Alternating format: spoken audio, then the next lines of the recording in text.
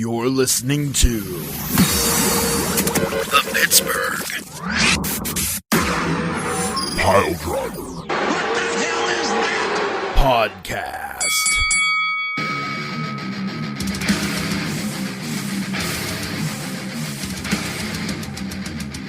Hello, jerk faces, jerk wads, jerk offs, and jerk ons, and oh dear.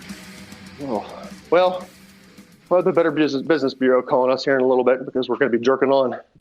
Hey, you know what? It's better to be jerked on than jerked off. Wait. Nope, I confused myself. Anyway, it's the Pittsburgh Piledriver podcast, if you couldn't tell by that disaster. And we're here to do podcast things and talk wrestling. So nothing fancy, nothing schmucky, because I don't trust technology. I'm a Luddite, and I feel like at any minute this could just go south and we could lose it all. So let's just go ahead and get into the meat and potatoes of the deal. I would first off like to say that the four horse morons of the idiot apocalypse are back. We're riding strong on dilapidated horses that are going to be put down in any minute. So that's what you had to look forward to. Continuing on with the disaster that is 2020. Nay. Yes, it's true. 2020 sucks. And so does our Chooserweight champion, because Beef the Legend has once again retained.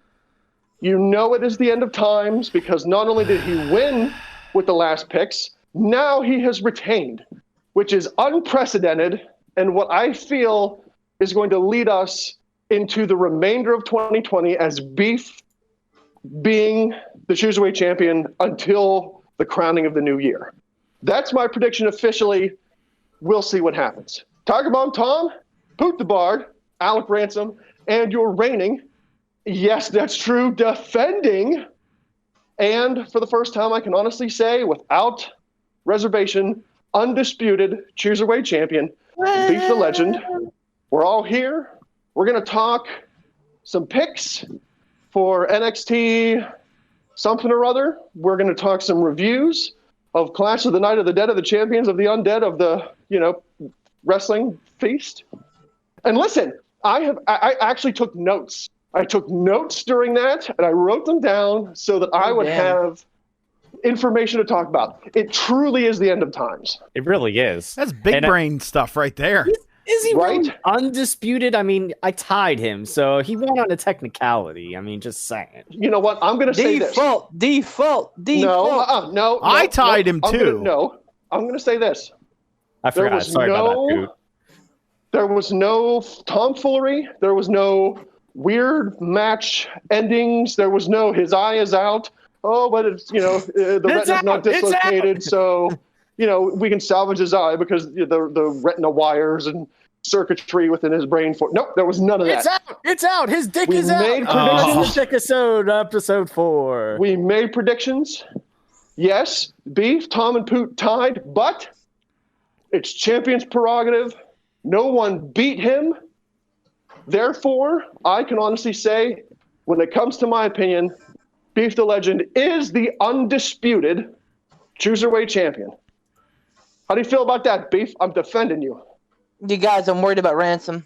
It is the Thanks, end of buddy. times. I appreciate the nice and flowery intro. I'm telling you, I can't throw shade. I can't throw shade at that one. You chose that is wisely, sure. And that is sure to beckon the end of my reign, though.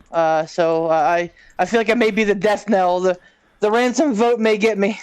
I don't know. I feel like I'm confident in saying that this reign could go long and could maybe even rival that of Poot the Bard. Oh, No. We'll see. Time will tell. Let's not say things we can't take back. I know. I'm making a bold statement here, but I'm just saying it's a possibility. Never count out that wily Beef. Oh, I am wily. He could do it. He could either pull off a big win, or he could blow himself up in a giant pile of dynamite. Oh, it's he can hard to blow say. himself all right. And there's never really... Can he, though? No, I really can't. But there's really no in between. I'm either going to, do really well, or I'm going to fall on my face. We'll see. Hey, speaking of, let's do some picks. First, NXT. thanks to our sponsors. Is it Saturday? Casual Gaming Dad and hold on. Thanks to Casual Gaming Dad for being a wonderful sponsor. Check him out. Check us out. We do some Among Us on his channel now, so that's fun. He's doing a lot of awesome stuff, so check him out. Sean Tischler, IWC, Clearfield, all good. IWC is in full fucking swing right now.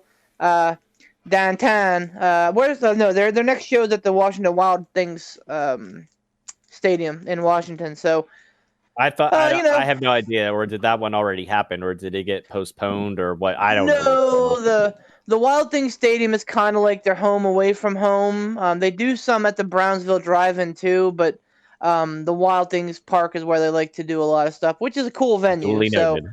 But yeah, they I think Winner Take All is the next one. So get out to see them. Keep your eyes, ears, noses peeled to Facebook for more updates on IWC Clearfield. But let's talk NXT 31. Allegedly, maybe in the Thunderdome, which doesn't do much for me. But then again, NXT in Full Sail wasn't really doing much for me either. So would this be the first NXT takeover in the Thunderdome? It would be. Yep. Oh my! They've kept it separate. Allegedly, signups are starting tomorrow night. Normally they start up Raw signups on a Saturday, but they have announced that they're doing a sign up for tomorrow night. So being a day forward. When is the NXT? When is the NXT show? Is it Sunday? Sunday. Yep. Super Bowl Saturday? Because they're doing this thing where Triple H is like, hey, NXT is a real brand, except for when it's not, and it's on the same weekend as a major show. In doing so, they've stripped away my favorite event of the fucking year, War Games, before Survivor Series. Are you kidding me? No, man. Bold strategy, Cotton. We'll see how it pans out. What the actual fuck? My life is falling apart. Why would they do that? That's one of the most entertaining events. Because Triple H is like, hey, we're a real brand. And I'm like, yeah, you are, until Vince goes, you know what? We need so-and-so. And Paul goes, well, no, you can't have so-and-so. And guess what? So-and-so goes up to the main roster to diddle their fucking daddles on the fucking show. Damn it, Keith Lee.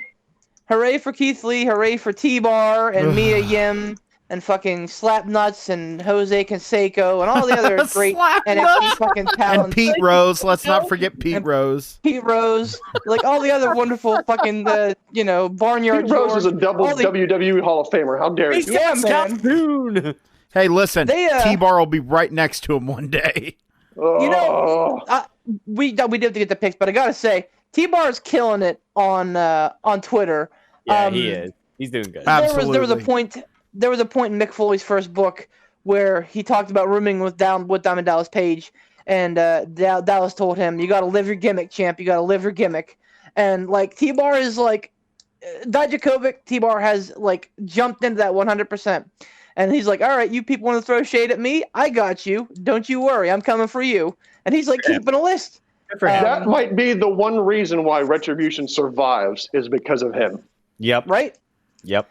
They agreed. So, speaking of things that don't suck, NXT 31, a.k.a. Let's Throw Spaghetti on the Wall and See What Works, full of weird matches that we don't know how they came to be, and the only real feud going into the night is the Cruiserweight Championship match.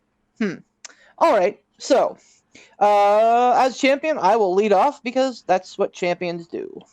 That's what I do. We'll start with Damian Priest versus Johnny Gargano for the NXT North American title. As of this writing, there are no gimmick matches at this show. They're all straight up wrestling matches. We'll see if anything changes between now and then. But for Gargano versus Priest for the North American title, I have Damian Priest surviving the onslaught of Johnny Wrestling and pulling out a tight thriller. Pootski, what you have to say, brother? Absolutely, Damian Priest. They're putting too much into him, and he has only had that belt for a cup of coffee. I don't think it's going to be Johnny's time right now. We're going Damian Priest. Ransom.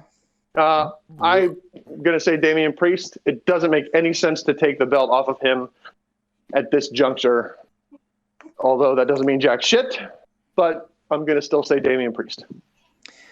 If this were WWE, I'd agree. Well, if this were WWE, I'd disagree and say, oh yeah, they hot potato titles like nothing. But yeah, NXT titles tend to mean a little bit more. That's a fair point. Tiger Bomb, who you got, brother? I'm gonna say Priest, but I am gonna also say don't forget about the NXT Heavyweight Championship when it got hot potatoed between from Cole to Gargano or whatever. Whenever that whole thing happened with their feud, so it's not out of the realm of possibility, but I don't see this one going that way just yet. I think Priest is going to hold it until they have another up and comer, or somebody else that they're looking to give a push, maybe like a Dexter Lumis or something like that.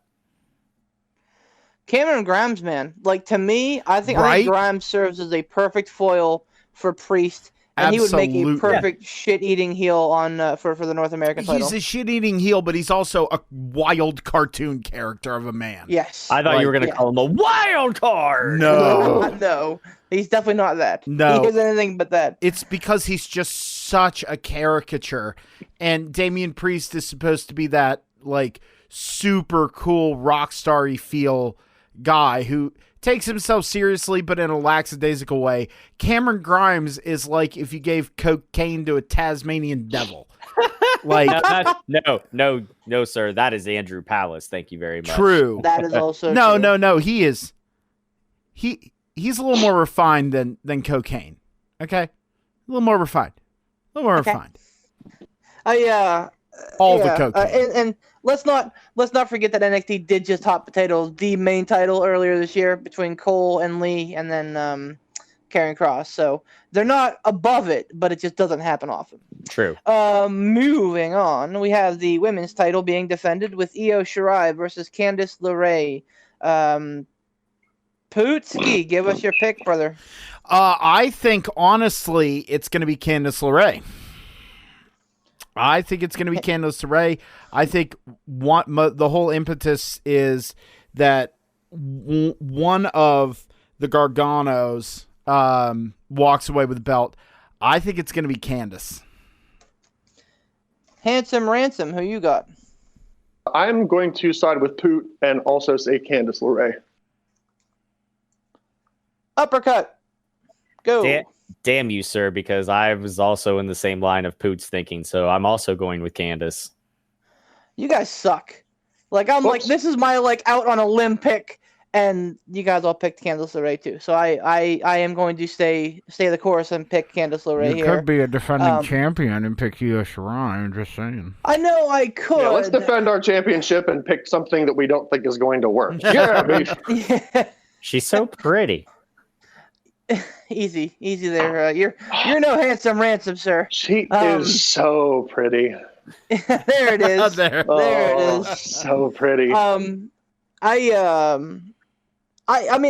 honestly could see Io holding on to the title, because it does seem a little bit quick for her. But I don't know, man. I got this wild hair. I think that Candice is gonna bring it home, because I think that NXT needs a strong heel women's champion for Rhea Ripley to just tear apart in like a month or two.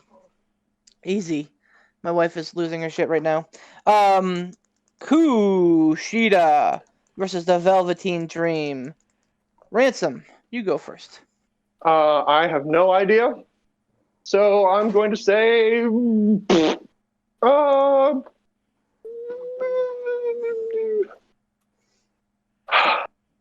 Kushida.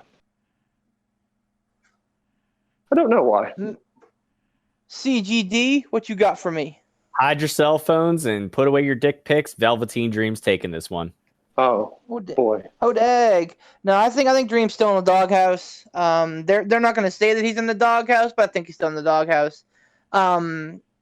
They're doing a lot with Kushida.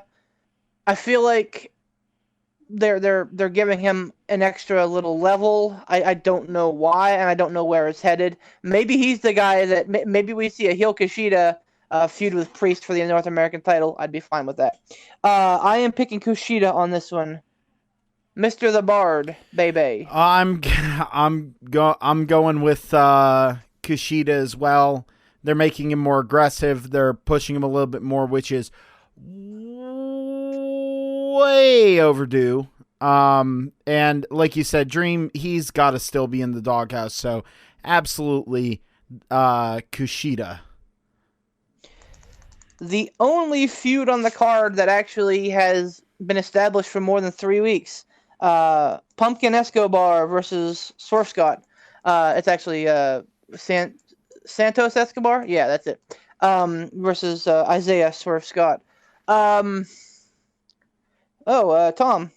you give me what you think first. I have no idea because I have not been paying attention the last couple of weeks. I've been slowly dipping my toes back in the water, but I'm just going to say Swerve Scott because I feel like the one last thing I did see, they kind of did like a little vignette thing on him. So we'll go Swerve Scott. I don't know. I mean, it's a tough call. I feel like it's too soon to rip the title off of Escobar. This is for the Cruiserweight title? Yes.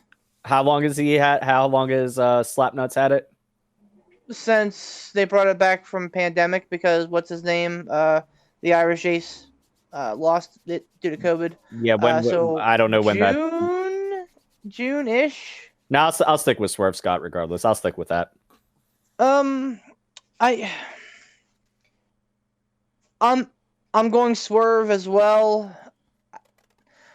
I feel like that's going to be a teeter-totter match too. I feel like that could go either way either, but I just feel like if it's not Swerve's time now, when's it going to be Swerve's time? Poot.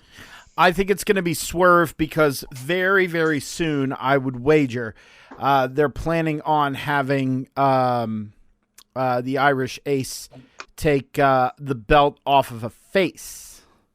So I think Swerve Scott's going to hold it for a while, and then once it's able to happen, yeah, I think that's going to happen that way. So I'm going to go with Isaiah Swerve Scott. I think it could be a long time before we get any Europeans back in America. I'm just saying it could be a year. Look at Maniac blowing up our DMs. Who? Oh boy, Kick him off. Maniac. He's out of here. Ransom, who you got? Swerve Scott. All right, so we're going all in on Swerve's house. The main event of the evening, which is sure to be a great match, and they actually had, I think it was like a contract signing, but it was like a sit-down contract signing. It was a sit-down with Shawn Michaels. Yeah, that did not go to blows. And like they made this big thing. Oh, we have to have Shawn Michaels as the enforcer just in case things go south. But both men sat there very calm and collected and like gave like glowing recommendations of each other. It's like, all right, I dig it. The professional respect thing. But it's gotta be Balor, man. Like he just won the title. It's got to be Balor. Who is in this match? Oh, I'm sorry. Yes, my bad. Finn Balor, the NXT champion as of like 3 weeks, and Kyle O'Reilly. Poop. Oh, I really want to say Kyle O'Reilly. I really do. They're making such a big fuss over Kyle O'Reilly and his history. Did you know he's been in the industry for 15 years? Yep. I didn't realize that's how long Kyle O'Reilly's been doing this. And did you realize he's Canadian? I did not realize that. Oh yeah, I knew he was Canadian, but I didn't O'Reilly realize. doesn't sound Canadian. That sounds Irish. We've picked a lot of samey stuff, haven't we? We sure have. You know what? Just for giggles, I'm going to pick Kyle O'Reilly because I think with Bobby Fish on the shelf, I think Balor could take a possibly fucky loss via Adam Cole in some kind of interference because they also made it very clear that Kyle O'Reilly's going to show up like a man. Like he's going to, Balor asked him, he said, "You going to show up like a man?" And Kyle's like, "Well, do it." So I think Kyle is going to want no help or interference, and I think that there might be, and he might win, and him being pissed at Adam Cole could set up a possible Adam Cole-Kyle O'Reilly feud, and by God, think about that. I know that's super fantasy booking, but like it's possible, and plus, having everything all samey is not fun, so I'm going to go with Kyle O'Reilly. Let me out fantasy book you here. What if, like, the Undisputed Era turns on O'Reilly and Balor joins the Undisputed Era? Yeah, And then we have, like, super okay with too it. many cooks. Yeah, like we have too many cooks for a couple months with Balor and Cole like struggling over power, only for them to have like a blood feud at the end of it. Like, I mean, you know, that shit writes itself. So yeah, dude. Just saying. Ransom, who you got? Balor versus O'Reilly for the NXT Championship. I'm going to say Balor, but I would like to see O'Reilly win just because I think it would set up an interesting dynamic between Undisputed Era with Kyle O'Reilly bringing home the title that you're used to seeing on the leader, Adam Cole. And I think that could set up an interesting sort of dynamic in Undisputed Era and could possibly lead to a collapse. While I think that's interesting and I would like to watch that, I don't think that's going to happen. I think it's going to be a good match, but I think it's ultimately going to be one of those things where it's like, oh, this is a Roman Reigns versus Jey Uso type thing, and we know it's not going to be Kyle O'Reilly. So I'm going to say, what's his face? What's his nuts? Balor. That guy. Yeah, that guy. Tiger Bomb. We are all waiting to hear your pick on this. So I think Poot was on. I think Poot was on the right track.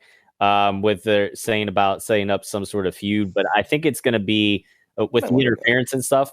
I think it might be. I think you went a little too far over the top with the beef. I think if there is any interference from Cole, I think he's going to cost O'Reilly, and O'Reilly's going to be pissed at Cole.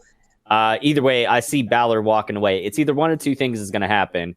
Balor walks away with the title regardless, but one of two things happens. Either Cole interferes and inadvertently costs O'Reilly, and that sets up a feud, or it's just a matter of a simple, like, O'Reilly loses clean, and it's just one of those, like, hey, you know, good job, kid. You made it, but you didn't quite make it, and then then we'll see what happens from there. But either way, Balor's walking away. I have a question, though. Can I say this real quick, Tom? Yeah, I want to ahead. make it very clear. I'm well aware Balor's probably going to win. But, like, it just... I like having that little bit of a variety, and maybe, just maybe. Anyway, go on, Tom. That's why I was picking... I think I'm the only one that picked Velveteen, so, yeah, there is that. However, I do have a question. Is there another event we're picking besides NXT, or is it just NXT? Just NXT for right now. However, as part of the month of October, we are going to pick the AEW Anniversary Show, which is a lot of things TBD right now. That should clear up in the next week or so. We know for sure we're going to see Moxley versus Archer for the AEW title. Right. So there's going to be that. That's on October the 7th. All right. Don't we have Hell in the Cell 2 coming up at the end of the month? We should, right? Yeah. So that would be part of it as well. Oh, yeah. So we'll have a 3-event pick this month. Cool. Okay. So even if I bomb on this one, I still have time to make that. Exactly. Okay, got it. So gentlemen, it is that time. Go ahead. I was gonna say there's no tag team title match at all. There's not. Nope. Breezango has the night off. Which is kind of weird. Although the like wild card mixed match last week, I thought was supposed to set up a number one contenders match last night between Oney Lorcan and Danny Burch and the Undisputed Era, but that didn't happen. So I don't know. So let me clarify one thing here too, just to make sure that I'm assuming correctly. And I know NXT is not one for janky finishes, especially in their title matches, but generally, in the off chance that there is some sort of Adam Cole interference, and let's say he goes to give some sort of chair shot, kicky kick, something, whatever, Adam Cole special, to, oh Lord, what's his face? Not the Irish guy, Balor? the other guy. Yeah, Balor. O'Reilly. No, Balor. The Irish. The Irish Listen, Canadian. Too listen, much Irish. Balor right? being the actual Irish guy. Give me some whiskey. Oh, it's racist. That's all right. I can say it. I'm Irish. Get over it. Samesies. If Adam Cole does end up striking Finn Balor and the referee sees it and disqualifies, oh wait, no, hold on, that would cause something. If Kyle O'Reilly wins via disqualification but doesn't walk away with the title, that still counts as Kyle O'Reilly winning in these That's picks, correct? Exactly. So Pooh would We go still by the winner technically of the win match. that match, Right. even if Kyle O'Reilly doesn't walk away with the title. Exactly. That's how we Understood. played it before. That's the thing. Got it. All right, so before we get to last call, I'll run down the picks. Priest Gargano, we all go Priest. Candice versus Io, we all go Candice. Kushida versus Dream, the three old boys, the old schoolers, went Kushida. Tom went Dream. Swerve, we versus Escobar, we all went Swerve. And then on Balor versus O'Reilly, Poot went O'Reilly, the rest went Balor. Gentlemen, it is last call time, and I'm going to jump right in. I am going to go ahead and switch over to Io Shirai. Being a good defending champion, I want to mix things up as well. And like I said, this is one of a couple matches I think could go either way, so I will officially change my pick for the women's title to Io Shirai. Anybody else want to get down? So I had this in my mind before you even said anything, Beef. I'm switching mine also to Io Shirai because she's so pretty. And I want to see that gold on her because they're pretty together. I've never been more proud of you than I am right now, Ransom. Nah. I would say you make me a proud boy, but then that's All right. Yeah. Too much. All right, so Ransom and I are changing over to Io for the women's title match. Anybody else want to change? Now's the time. Stand in my 3, god-dang ground, buddy. 2, 1. Let's jam. Ba-da-ba-da-ba-da-ba-da. All Wow. right, so Get your weeby That crap is- out of here. I'm joking. Hey, I'm joking. that's I'm fucking joking. I Cowboy love dude. Bebop. I love Bebop, man. You know that. I love Rocksteady. All right, so Boo. talk some wrestling. All right, so Raphael. picks are done. We're going to talk about Clash of the Night of the Champions of the Dead. Before we do that, Yes? can I bring up something that we don't have to stay on very long, but it absolutely deserves being stated? I would love it. Many, many, many congrats to Mambo Italiano. Yes. Like seriously. man. Or what was his name? Something DeLuca? Antonio DeLuca.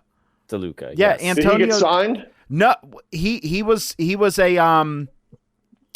he was one of the wrestlers on not this past week's NXT, last week's, and he got destroyed by New Monster Magoo.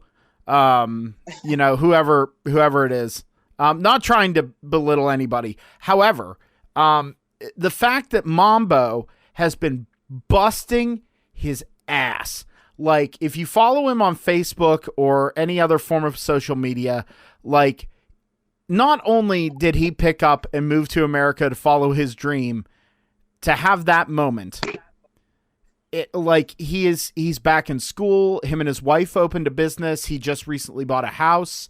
Like, he's making moves like his life. He is proof positive that hard work and sacrifice and dedication pays off. I just wanted to give big props to Mambo Italiano. And also White Duck Marinara. Yeah. Sauce off your nose there, Poot. And he honestly, and if you like Poot said, if you do follow him on social media, he was very, very, very appreciative, very grateful for the opportunity, because we've seen him. And now most people who don't follow IWC or anything like that probably don't know who he is. But he's been filling in as an extra, as one of the people who was security guards and security guard carrying King Corbin, the stuff that we're like, oh yeah, who the fuck are these people? But it's honestly he's been doing that stuff. He's putting in the work. They see something, they give him a spot on TV. If it were something where it was just an NXT taping or anything like that, or some sort of dark match that was never televised, you might be like, oh yeah, okay, whatever. But like, yeah, like he made it on TV and stuff like that. That's a big fucking deal. Absolutely. And Going the CM Punk route. And the business that him and his wife have, I believe they have a like a CBD shop or something like that. It's called Your CBD Shop. Yes. So Yeah. we're definitely gonna have to tag him in the post so he can hear our many praises of him. But congratulations, Mambo Italiano. Keep kicking ass, man. Like joking and goofy stuff aside, it literally is an inspiration. It really is. As someone who hopes to own his own business one day, like it's a huge inspiration. So here's what I love. Real quick, a lot of people say, "Oh, well, he's a ham and egger." Okay, that's fine. My favorite take on that kind of shit is one that Mike Bennett had a couple years ago, when someone's like, "Hey man, you must hate your job." He's like, "Yeah. Right. I hate to be on Raw, even though I'm not used very often. I hate to be there doing the dream, the job that I dream of." And obviously we know how Mike Bennett has kind of went with it. But I mean, at the end of the day, like, whether you're a jobber, whether you're main eventing, these guys are doing what they want to do for their life. They busted their ass. They're doing something they love, and to me, that's amazing. So awesome, great job, Mambo. Keep it up, and hope to see more of you on the NXT Tizzle. seriously.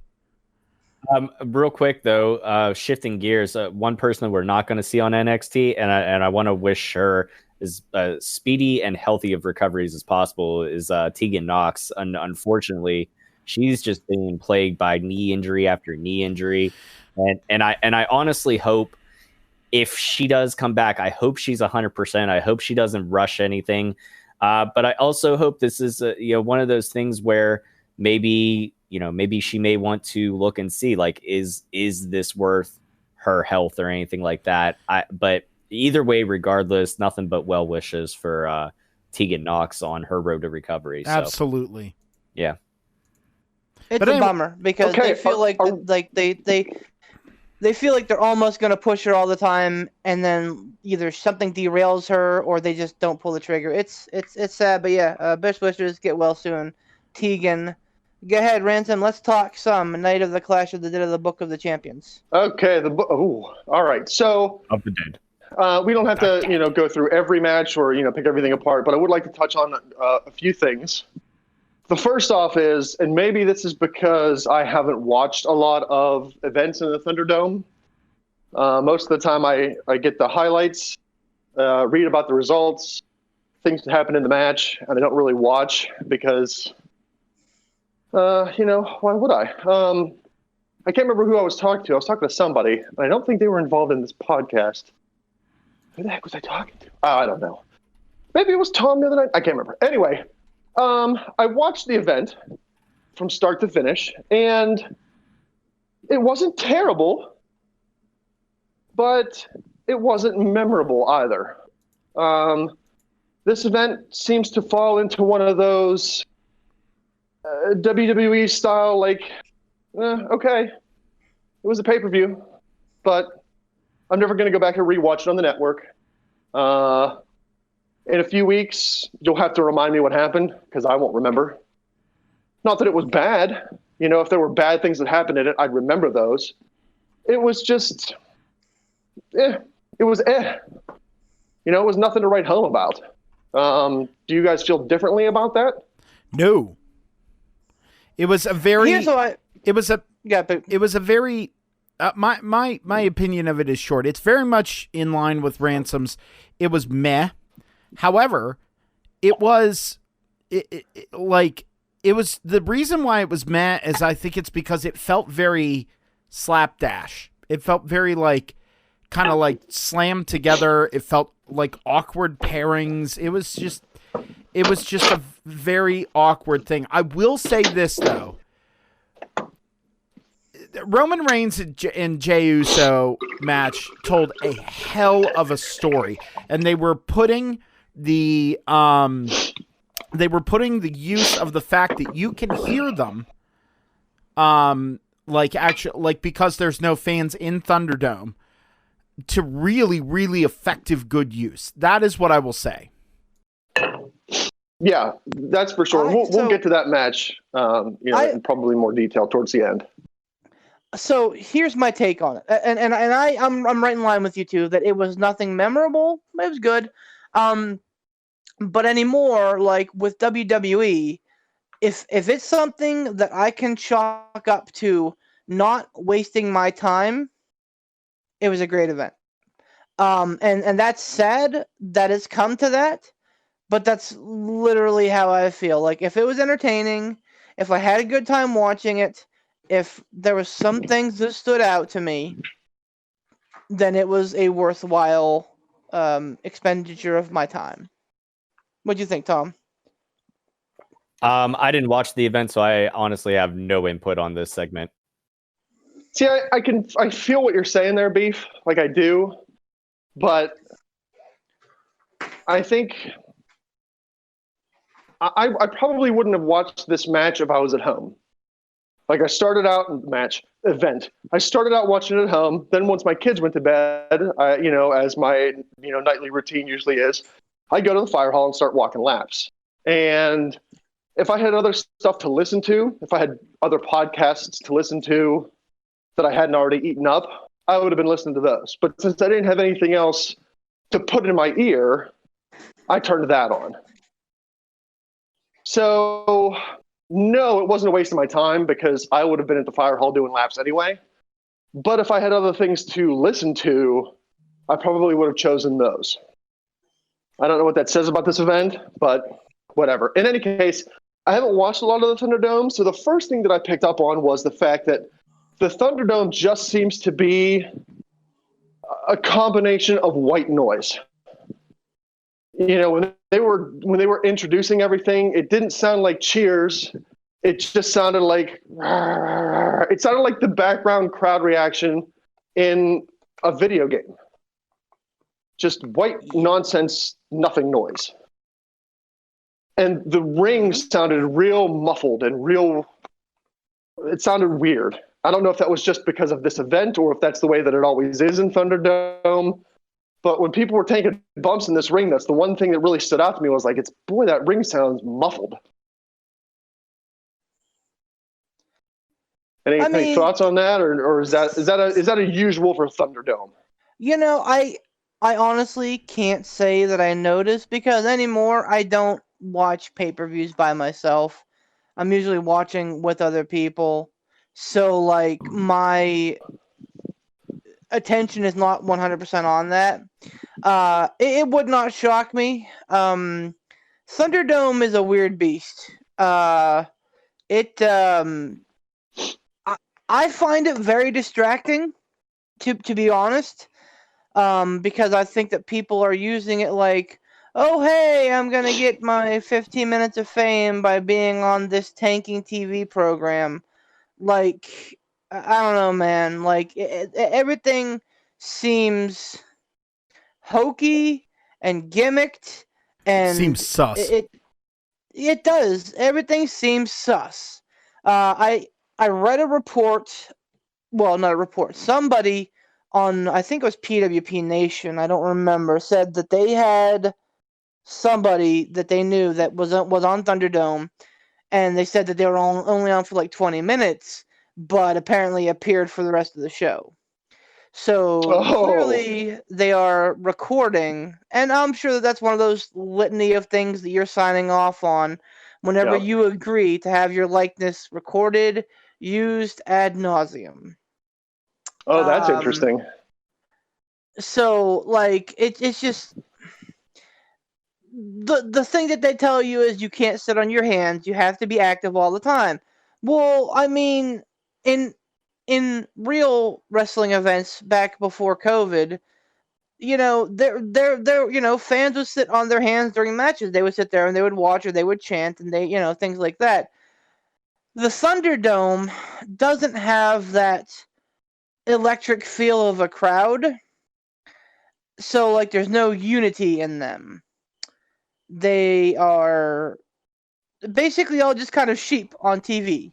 that are being herded one way or the other. It literally is like they're a crowd from one of the old THQ WWE games. Yeah, and and Ransom is right. The audio is like right out of fucking WWE 2K19, like terrible and like unremarkable. There's no, I mean, obviously you can't. Trying to integrate voices with the videos would be a big hassle, especially since we know that people, for the most part, are dickwads, and would try to be like, oh, motherfucker this or Kenny Omega that, they would take advantage of it. Not everybody, but certain people would, which would make the process really, really tough. And while one person in 15,000 doing that at a regular show, you're not going to hear them. But one of like 500 or so, you're going to hear that. It's going to stick out. So I get why they can't do it. But yeah, the fake crowd noise is something that I've come to live with because they did it in the Stanley Cup playoffs. They're doing it for football. I don't know about baseball because no one watches baseball. But now that it's a thing, I just assume that everybody's doing it all the time and it's whatever. I think it's also one of those things where Vince McMahon probably gets off on having complete control over what is being heard in the audience. Because I know I've read things before where WWE, probably more Vince than anybody else, always got super pissed whenever the crowds would take over shows. When they would chant for Jerry Lawler or JBL on the microphone, or, when JBL was sitting at the commentary booth, instead of being engaged in the match, they were chanting bullshit. Not the literal word bullshit, but they were chanting some sort of nonsense, which caught on with the crowd, and the crowd, took off with it. Or there was shit like Beach Ball Mania. Yeah, like I imagine that this is probably one of those things where Vince is like, well, now I have complete control over everything that is being heard on television, including crowd noise, so hooray. All right, in any case, I want to move on to the ladder match. And I'm just going to run down the takeaways that I got from this ladder match, and then, we can expound on it, or we can move on, whatever you guys want to do. But here are the takeaways that I noted for this ladder match. The first thing that stood out for me was Michael Cole. I think it was Michael Cole. Might have been somebody else. But they said 2020 is a year of redemption for Jeff Hardy. Well, redemption / alcoholism. It's really hard for me to tell. Is it really a year of redemption since he was busted driving while intoxicated already in 2020? Doesn't really seem like redemption for me. Whatever. And then when Corey Graves said, Jeff Hardy, I can't believe he got away with saying this line. But he says, Jeff Hardy is addicted to adrenaline. Nope. Jeff Hardy's addicted to hooch. Not adrenaline. Fucking figure it out. That's pretty much just like Paul Heyman saying on a live mic, nobody gets higher than RVD. We all know what you're talking about. Sami Zayn looking completely and utterly homeless. Time and the world has not been kind to that man. I'm so glad I picked him. So glad. I understand that, there are some places where you can't go and get a haircut, but still, buy a set of wall clippers and, give yourself a trim there, you homeless bum. I promise you there are YouTube videos that will teach you how to cut your own hair. I did it during quarantine. Yes, there are. Or just do what I do. Yeah, just go the full-blown bald route. To be fair, Just because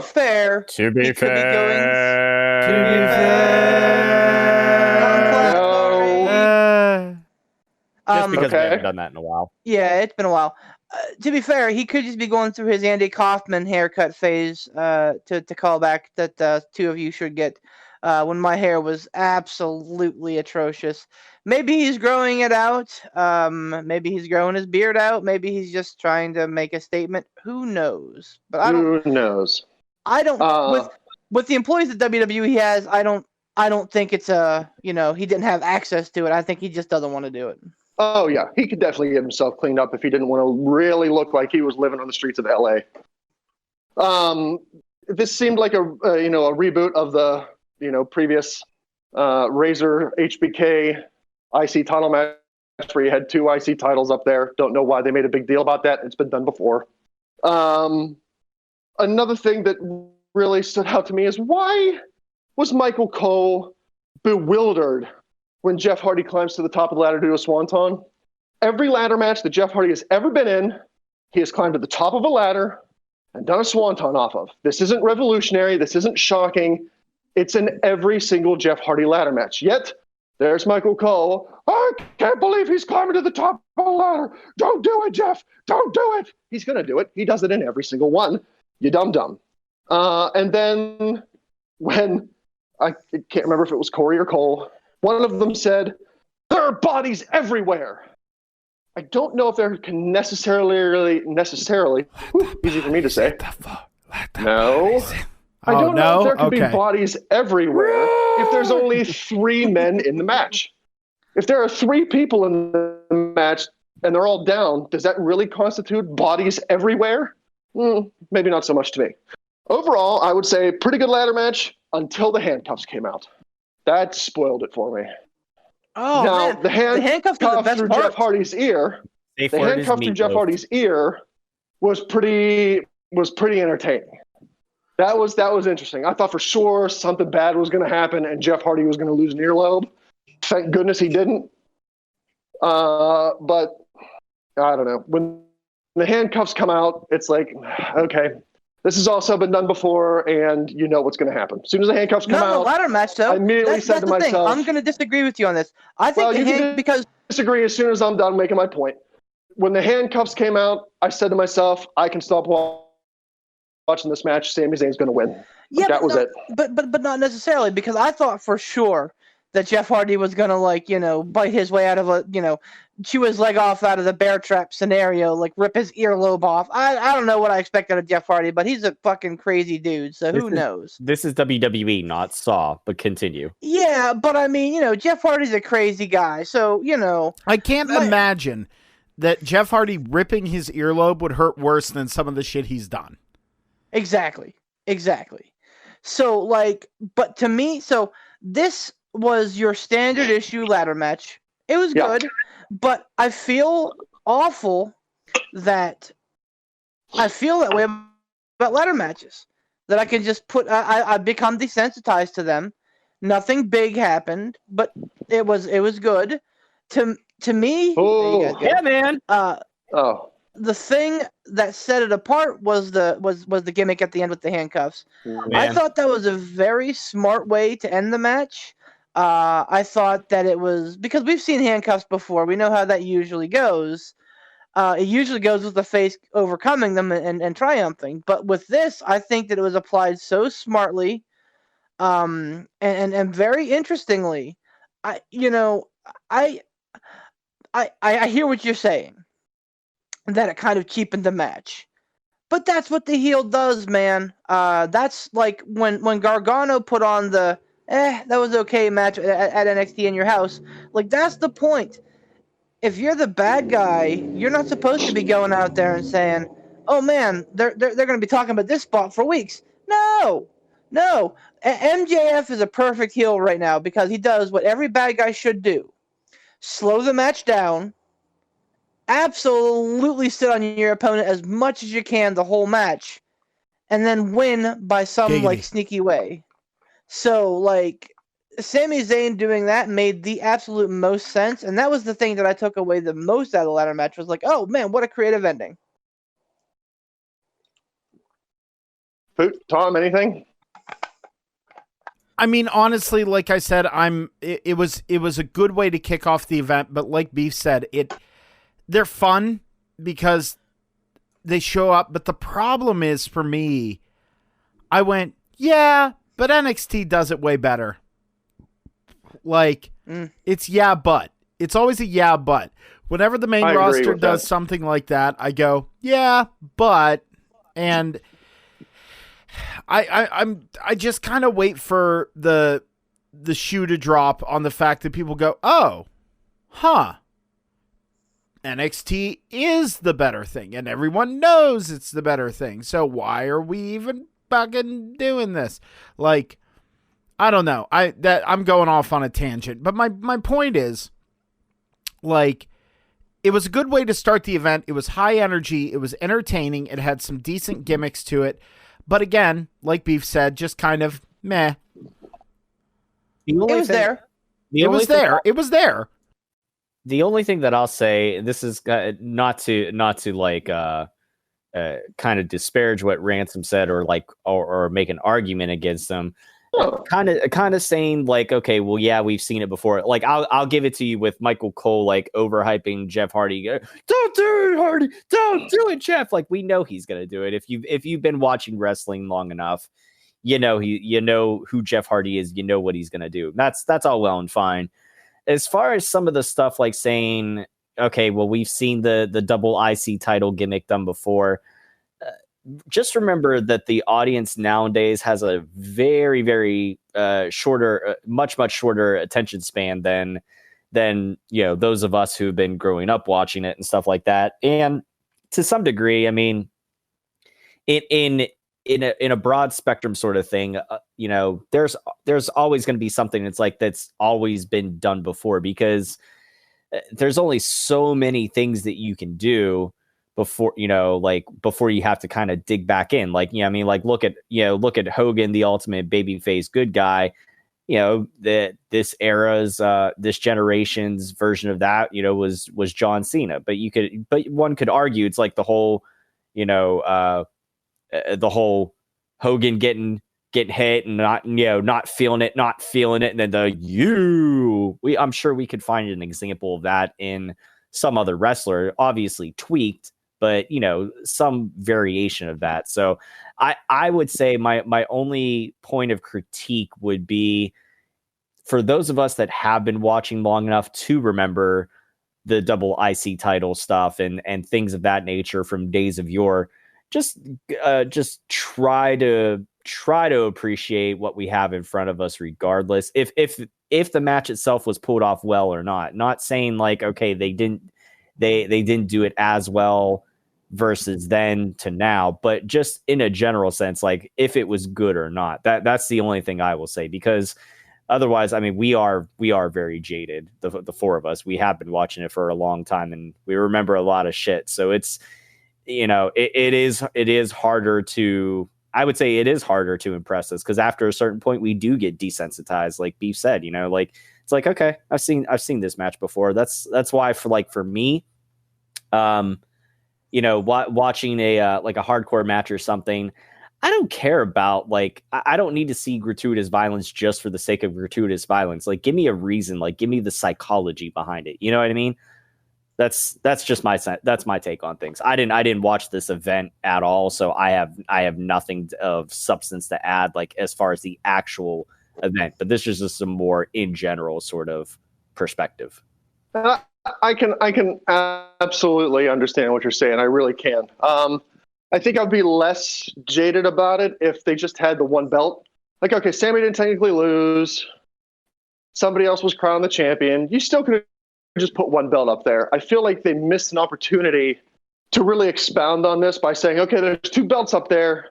Well, now you have Jeff Hardy and not Jeff Hardy, Lord have mercy. You have Sami Zayn, the homeless man, and AJ Styles climbing the ladder at the same time. One of them could have gotten one belt, one of them could have gotten the other right at the exact same time. And you really could have developed an interesting storyline off of that. It wouldn't have been the same old, oh, it's a double IC title belt up there on a ladder match. Is this Shawn Michaels and Razor Ramon? Oh, no, they did do something completely different. They had one guy get one title, one guy got the other, and now it's interesting. Now you further develop that storyline. But that's. I'll agree with you. They could have. Go ahead. That's how they finished Money in the Bank this year, though. Was by AJ and was it Corbin up there? Both of them had the hands on the briefcase, and it fell out of their hands and go to Otis. And yes, I know that the extra part was that Otis ending up with it, but it's the same gimmick where they both had been the same. It would have been the same, except it would have been the same if Sami Zayn and AJ Styles were up there and they both pulled the titles off and they dropped the titles into the hands of Jeff Hardy. That's the same. But if you have one guy get one belt, one guy get another, now you've got, at the exact same time, now you've got a reason to dispute that. You've got two guys making legit claims to being the IC champion, and you can further that storyline and say, okay, well, now we have something to go off of. Now we have something to build off of. You know, Right. we can I'll have a give you that. one-on-one IC title match because now you've got two guys that have legit claims to being the champion because they each grabbed the belt at the exact same time. Not, hey, we both had our hands on the briefcase. Oopsie daisy, we buttered our hands. And now suddenly Otis has the briefcase. No, I like that idea. I wish they would have done something like that, or at the very least, like, you know, like, I mean, I knew it wouldn't quite, it would definitely wouldn't be as big of a payoff, and wouldn't feel the same if they, you know, they did that and they were arguing about it, and then they have, you know, somebody come out, you know, fucking Adam Pearce or whoever it is that's supposed to be like the backstage manager or whatever that's been, you know, fighting the good fight with the security boys back there against Retribution. Is that Adam Pearce? Scrap Okay. Byron himself. Okay, I have no idea who he is anyway. So that, anywho, but you know, even if they had him come out and then declare like a sudden death thing, you know, between Sammy and AJ, then, you know, or said, you know what, we're gonna settle this later on tonight, and then you put another match on the card there just between the two of them, and Hardy's out of the picture. Either way, they could have gone about it a multitude of ways, but I agree with you. I feel like that's a missed opportunity, having it end just the way it did like that. I feel like it really could have set up a beautiful Hell in the Cell match. That would have been good. Hell yeah. Now there's nothing left to do. We're going to have the Hell in the Cell pay-per-view. Now we're going to lock you two guys in a cell, and there's going to be a undisputed Intercontinental Champion. There's going to be no ifs, ands, or buts about it. It's going to have to be settled here. I feel like it was just a missed opportunity, but I like whatever. that. I like that. Fucking put Ransom on the booking. I like it. In any case, I don't have much to say about the Asuka Vega match. I thought it was what it was. Vega had a I decent didn't showing. think it was- Yeah, I didn't think it was bad, but I didn't think it was amazing. based upon what I assumed it was going to be, I thought Vega did a lot better than it looks like. And it looks like Vega could be on the block for a push, although, you know, so was Peyton Royce 3 weeks ago, and now Vince McMahon has forgotten all about her, so who knows? Well, if I may say, I'm okay with Vega getting a push because she's so pretty. Okay, well, Agreed. I don't see that. Gimmick infringement? No, it's just I don't see it. She man, is. Really? Okay. I think I see it. Okay. Oh, Well, you should. Yeah, I everybody was likes to gonna look at different things. That's all right. I was gonna say check out her Instagram and stuff. It's not bad. Aleister Black's a lucky man, except for his music. Anyway, go on. Yes. Oh, God. Go on. We'll talk Get about beat- that after we're don't done. get We got a beat lot started. more event to get through. And his push. Yeah. The Hurt Business, That I think, too. is a stupid name. I don't know why. I just think it doesn't roll off the tongue well. I think it's a stupid name. I'd be much happier about it if when one of those guys came out, somebody yelled, "It's business time." You're missing a golden goose of an opportunity right there. Come You're on. not wrong. You are absolutely not wrong. I mean, seriously. No, Like, have MVP, when those guys come out, he's on the ramp. He doesn't have to be on mic. He could just yell, "It's business time." Come on. So you want Missing a the golden guy? opportunity. You want the guy who used to dress like a Power Ranger to come out right before and go, "It's business time." All right, I see Yeah, it. I I'm do. all about that. One at a time. I can't. MVP at ringside is hilarious. Him being the mouthpiece at ringside for one of the Hurt Business guys in the match, I think is pure gold because he's a different type of antagonist. He's not the same type of guy that Paul Heyman is at ringside yelling at those guys. I love it. I love listening to MVP yell at Apollo Crews at ringside. It made me happy. And then I just feel like with a name like the Hurt Business, if you're going to go that route, I really feel like your group should be coming out and hurting people. Not having a decent showing between Apollo Crews and Fetus Face. I feel like Fetus Face should be coming out there going, check out my big baby strength and hurting this guy. If you're going to be the Hurt Business, you need to hurt people. But you don't have that. You have roughly an even-ish match between these two guys. which doesn't really equate to the Hurt business. It more equates to the, hey, we're a small up and coming company. Like that's what I feel when I look at them in the ring. That's what I feel like their stable name should be, not the Hurt business, because they're not coming out and hurting people. They're coming out and having marginally decent matches. I feel like it should be, all right, we're a startup. We're the startup business. We'll see where it goes. We're starting up. Can I just interject and say I love the fetus face name. I'm actually hurting over here because I'm laughing so hard. Bobby Lashley, body by Protein, face by Gerber. Go on. Wow. Absolutely not wrong. 100% right. Did you guys enjoy that match? Yeah, it was okay. Meh, it was yeah, okay. That's how I felt about That's it. Yeah, meh. And I mean, sometimes that's all you need out of your mid-card titles is, well, it wasn't bad.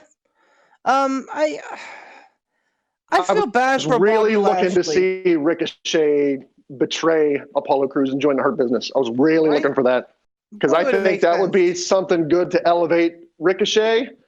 And I feel like they missed another prime opportunity for Ricochet to be at ringside and just really F over Apollo Crews. Apollo Crews looks stunned. Wham! Bobby Lashley takes him out, and those four guys are in the ring just business time. I feel bad for Bobby Lashley because he Fucking tickles me to death. I'm sorry. outside of like his speaking from it's a club, his little boy voice. Like outside of that and his weird like having no eyebrows thing, which just like alopecia or whatever, like he has a really great showing of himself. He looks good. He's decent in the ring, and he has had at some points some good mic spots. But he just is always gonna be vanilla. Always vanilla. Mid-card at best for the rest of his life. And I think that goes back to my previous point in Bobby Lashley has the build of a guy that should be able to come out to the ring, look like he's going to hurt somebody, and then walk away having just hurt somebody. And I feel like you're missing a prime opportunity with a name like the Hurt Business to not have Bobby Lashley come out there as a mountain of a man and have people look at him across the ring and go, and Bobby Lashley really lay waste. And can I say that we also they definitely dropped the ball and missed the opportunity, and I'm sure COVID probably had a lot to do with it too. But I think everybody thought at some point we were going to get Lashley versus Lesnar, and I honestly like for as much as I've shit on Bobby Lashley before, I think Lesnar could help him carry that a little bit or whatever. I think the two of them would have been an interesting, at the very least, sort of match. What do you guys? I think it could have been a really good match because when Lesnar sells for somebody, it is 100% believable. Absolutely. I've never seen Lesnar sell for somebody and go, oh boy, that was like really over the top Dolph Ziggler fish floppy. No, like when Lesnar sells, it's like, oh shit, that guy just knocked down Lesnar. And for a big guy like Bobby Lashley, I feel like Lesnar could sell well for him, and it could do a lot to really elevate Bobby Lashley in the eyes of the people. Oh, absolutely. I mean, like look at what that's the thing with Lesnar. He will sell and he will do the best business when he sees money in the making. And just like he knew that there was money in that feud between him and Drew McIntyre, he sold that Claymore at the Rumble for McIntyre damn well, and then continuing on in the weeks going on afterwards and stuff like that. Lesnar did an amazing job. As much as we may sit here, and make fun of him for looking like Brock Lobster and being, blown up like, 3 minutes into the match, like he's got a very good mind as far as like, selling what he wants to or like making it believable. Like he's just, comes in and dominates. But when it's time to put somebody over, if Brock wants to do business, with that person, he's going to make them look like $1 million. Now, why he didn't do that sort of business with, say, like Dean Ambrose or John Moxley, whatever you want to call him. I'll refer to his slave name at that point. I think it's because Brock, and I'm sorry to interrupt. I think it's because Brock, he has the luxury of going, I don't like that guy.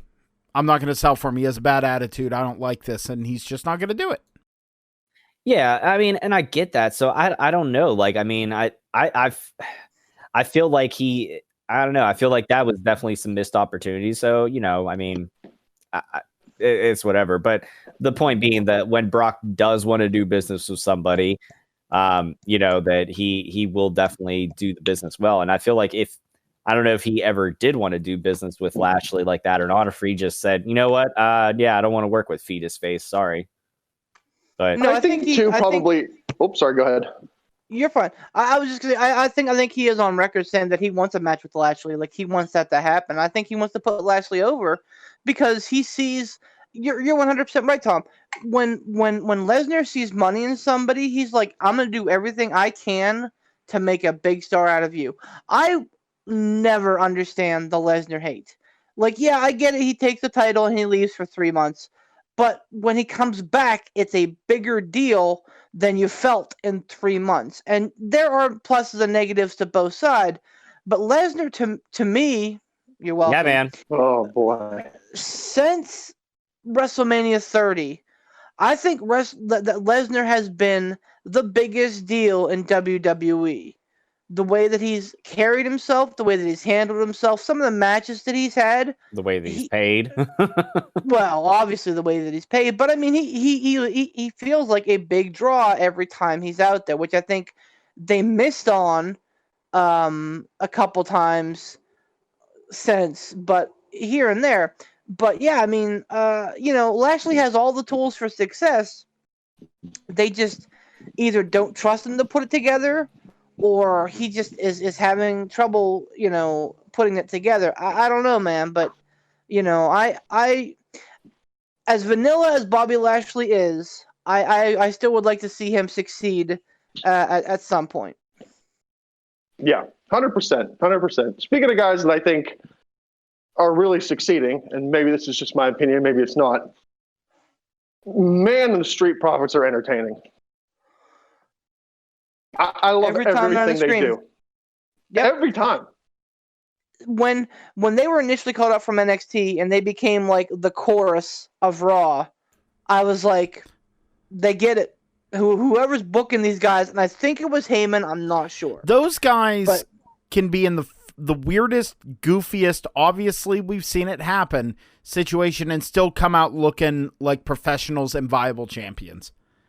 It's crazy. Mm-hmm.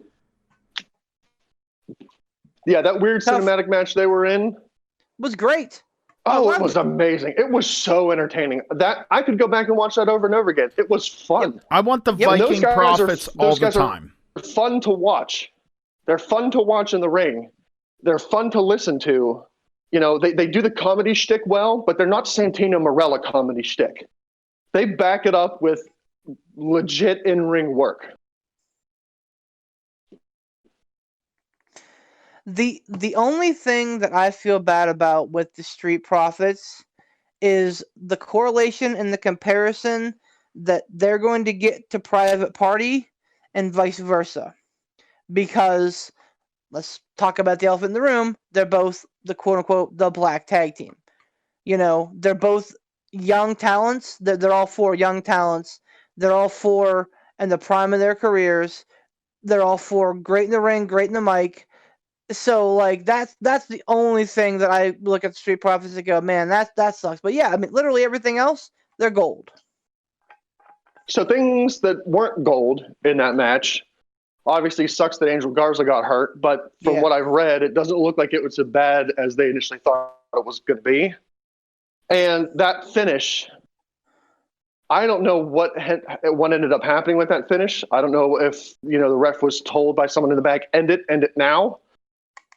Or if the ref just missed that call.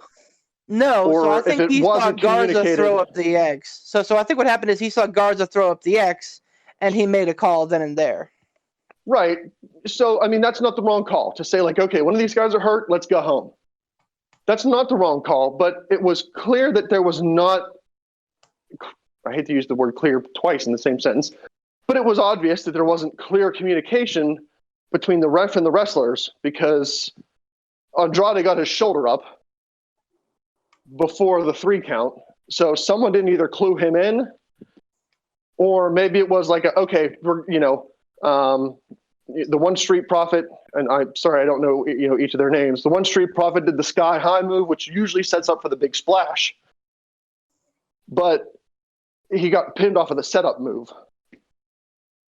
And it looked like it looked like Andrade was expecting, like, oh, okay, I'm going to kick out of the setup move, and then I'm going to take the big splash, and that's going to be the go-home 3 count. But it didn't come off that way. It seems like there was just something was off, and somebody didn't get told, this is the pin, let's go. Yeah, and I mean, the announcers played it well, saying, "Oh, hey, there's some dissent here, and it does set up more of this feud." I say with the tongue firmly planted in my cheek because as much as I love the Street Profits, as much as I love Andrade, as much as I don't have a clear feeling one way or the other about Angel Garza as of late, I feel like this has been going all summer. I think we're past it. I think that everybody needs to move on. Yeah, I agree with that. All right, I'm going to bust out my piece of paper here. All right, so the Bayley-Asuka match. Beef, what are your thoughts on that? It was a good match. I thought it was weird because I think Asuka technically won by DQ, which it makes sense. You're putting your, it makes sense because you couldn't have Bayley beat Asuka, and I don't think you could have had Asuka beat Bayley. So the finish makes sense, but at the same time, I think that there are plenty of other women in the back that could have had a chance to come out and show out. And Bayley could have easily went over them. I'm looking at Lacey Evans. I'm looking at Naomi. A handful of wrestlers on SmackDown that I think could have come out, at least made a showing of it, and then have Bayley win, and then have the whole Sasha thing happen. Well, okay, so real quick, so did Sasha interfere at the end and basically it caused a DQ finish or something, or what? No, Bayley hit her with the chair. Hit who? Hit Asuka. Okay. I was going to say the only problem with having somebody like Lacey Evans come out would have been that Lacey Evans is a heel right now, I believe. Why was Nikki Cross not cleared? Does that have to do with the whole Alexa Bliss? I think it's Kova. No, not Kova. COVID. Okay. I think it's COVID related. Kova. Is that the Booker T version of COVID? Kova. It is Kova. No, my question, I wasn't sure if it was something storyline related where Bliss attacked Cross or something, because I saw this picture going around of Bliss like looking like she just got like freshly fucked hair or something like so. And I would. Yeah, that's not a problem with that. Not a problem with that. But no, what that's the Fiend. That's the Fiend, Alexa Bliss. Okay, well, like, so where after you get done talking about the Bayley thing, I have questions about that. Like what, when, like what's going on with her? Well, I mean, so I get them not shoving that into the match because I think that that's its own growing thing. And I hesitate to use the word growing during an Alexa Bliss talk, but here we are. Giggity. Okay. It is something that is going through its own maturation process, and I think that it needs to be on its own to let breathe. I think if they would have shoehorned Alexa Bliss in here, I think it would have been the wrong move. They would have been jumping the gun just like they did with the Fiend to begin with. Yes. Well, it's not that they jumped the gun with the Fiend. It's just that they jumped the gun with his title match. Yes, exactly. I'm very happy with a Bliss Fiend slow burn. Very happy with that. Agreed. And it's been perfect so far, and I'm really digging the vibe that I'm getting so far, which is that the Fiend is like this eponymous like being in the universe, and he could just like take over somebody's soul. I like it. versus it being Bray Wyatt in a mask like that. And if that's the Agreed. route that they go, I think that is amazing. But like I said, right now they're doing great with it. I have to say real quick, I'm so glad I'm using push to talk tonight because of the fact that I laughed my ass off as soon as I saw that picture in the chat. You're welcome. Yes, sir. Thank you. I needed that.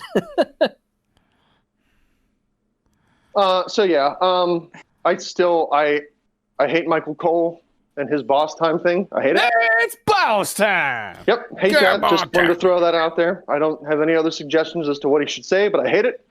Hey, If Sasha Banks was anybody's boss, I'm sure she would have been demoted by now because she is absolutely just, terrible. And, before I get into an argument with Beef on that, is she a face now, Sasha She's- Banks? she's she gonna is. be. Yeah, She because is. Bailey, because the heel went super heel. So now Sasha is faced by default, whether it's horse So- or not.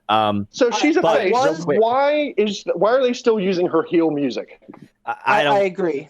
I don't know. That I was expecting to hear the old face tune. The thing I gotta say, Ransom, is yes. Normally I agree with you about the it's boss time thing, but I gotta say I have an appreciation for it now because it has grown into one of my favorite segments on Botchamania, as opposed to it being boss time. It's Ross time, where they like give some fucking JR garbled slobber in there. It's great. So you know what? I will tolerate it's boss time just to get it's Ross time. I have two things. One, I think the reason why they're not going back to her old music is I believe that is part of the whole CFO. Yeah. dollar sign whatever thing. Yep. That whole deal. And I think she was probably one of the ones where they were like, okay, well, your cousin Snoop Dogg, have him remix some shit for you, and then we can play it and sell it off as whatever. And that's how they got around that and whatever. Man, they should have bought CFO out of their contract. They really should have. They dropped his music was so good. The Man. CFO dollar sign music was so good. Well, And all the it was a shit that pair they're of putting them, in by the place of way. it was what? It was two guys. Right. yeah, two guys So that were their CFO. But their music was so good, and the shit that they're putting in place of it is so fucking bad. well, I want to get back to that. But the other thing I was going to say to Ransom, at least now you're not going to have to hear from Michael Cole, the big dog, because now he's a heel. So Oh, Tribal we'll chief get now. to that. The What's that? Big Bog. He's the tribal chief. Yeah, man. Yeah. We'll get to that. Oh So- boy. But as far as going back to the CFO stuff, yeah, they really should have bought them out because now, like, how many other themes have been done by them? Like all the ones in NXT and stuff. Like, well, I know they changed up Gargano's already. Quite literally everything in NXT. Yeah, For so like the past Undisputed- 3 or 4 or 5 years. so like undisputed eras. Like, oh god, I don't want to. Eras, yeah. Theirs It is scares gone. me. I- It scares me.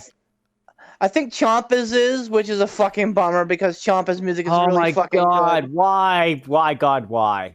I'm hoping to God that Karrion Kross's music is not, because Karrion Kross's music is fucking incredible. Do you think that there's maybe some that they did buy out and some that they did not? I think there are some that they know if they got rid of, it would create a fucking crazy ass backlash. And from what I understand backstage, What, you mean like Keith Lee? they gave the wrestlers options to Okay. ditch their CFO songs. Now, understandably, it would probably be people like like Adam Cole to say, yeah, no, I'm not going to do that, and they'd be okay paying the licensing fees because it's Undisputed Era. But I mean, someone like, I don't know if it affected her or not, but like Shotzi Blackheart, I really don't think anyone's going to care. You know what I mean? Like, Yeah, I mean, no offense to Shotzi, I didn't. no, know, not at all. No, yeah, because I mean, she's awesome. If anything, I want to see her with the strap at some point too. I think she's great. Yeah, she's awesome. I think the music that has like special like parts in it, like Rhea Ripley's theme. I want to say that somebody was part of Ciampa's theme too, but I'm not sure. I think that some of those are not CFO $, but I don't know, man. It's so bad. Keith Lee's is so bad. It is. Aleister Black's is so bad. We at least know that. Thank God for what? Aleister Black. It's Yeah. so bad. I haven't heard it. Fucking metal song. Ooh, metal. Ooh, What? Aleister Black metal song. Yeah, that's what it is. It's like some fucking faux screamo metal song. It's terrible. Okay, well, I was gonna say, well, that aside, I'm glad I haven't heard it or watched anything yet where I've seen that or heard that song. But anyways, I would say at least we know there's one that won't change, because thank God for Code Orange, Pittsburgh's own Code Orange, doing Bray Wyatt's remix of dude. So fuck it, fuck yes. Thankfully that one won't change. Code Orange is a great band, by the way. Go listen to them. Yeah, if you're into black metal, death metal kind of thing, go check them out. They're awesome. Anyway, I'm sorry. Go on. I'm interrupting a lot. I'm sorry. No, I think this is a good way to handle it, because we're kind of doing the stream of conscious with the Night of the Dead of the Clash of the Champions, of the Book of the Dead of the Clash of the Champions. But we're doing it as stream of consciousness. So things are coming up. I think it's good. Of the John dead. Ransom. All right, so moving on to the title match there between Orton and McIntyre. This takes me back to the white noise of the Thunderdome. I couldn't tell the difference in crowd reaction between Orton's entrance and McIntyre's entrance. It was the same. Yep, it was the same white noise for both. There was no cheers, no boos that I could really discern, which I don't think really sets up the match too well. You're absolutely not wrong. I mean, that's that, and giving that was not the problem with that match. Giving the largest benefit of the doubt in the world ever, in the history of ever, I think that that's something that's part and parcel to what Beef said earlier. It's the magic of a crowd.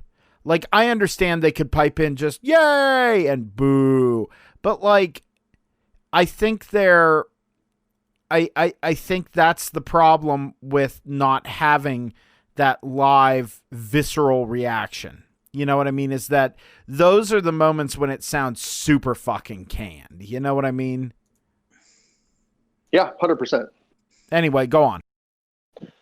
I know Beef and I are going to disagree on this. So let's get into the crux of the ambulance match. Beef, go ahead. Huzzah.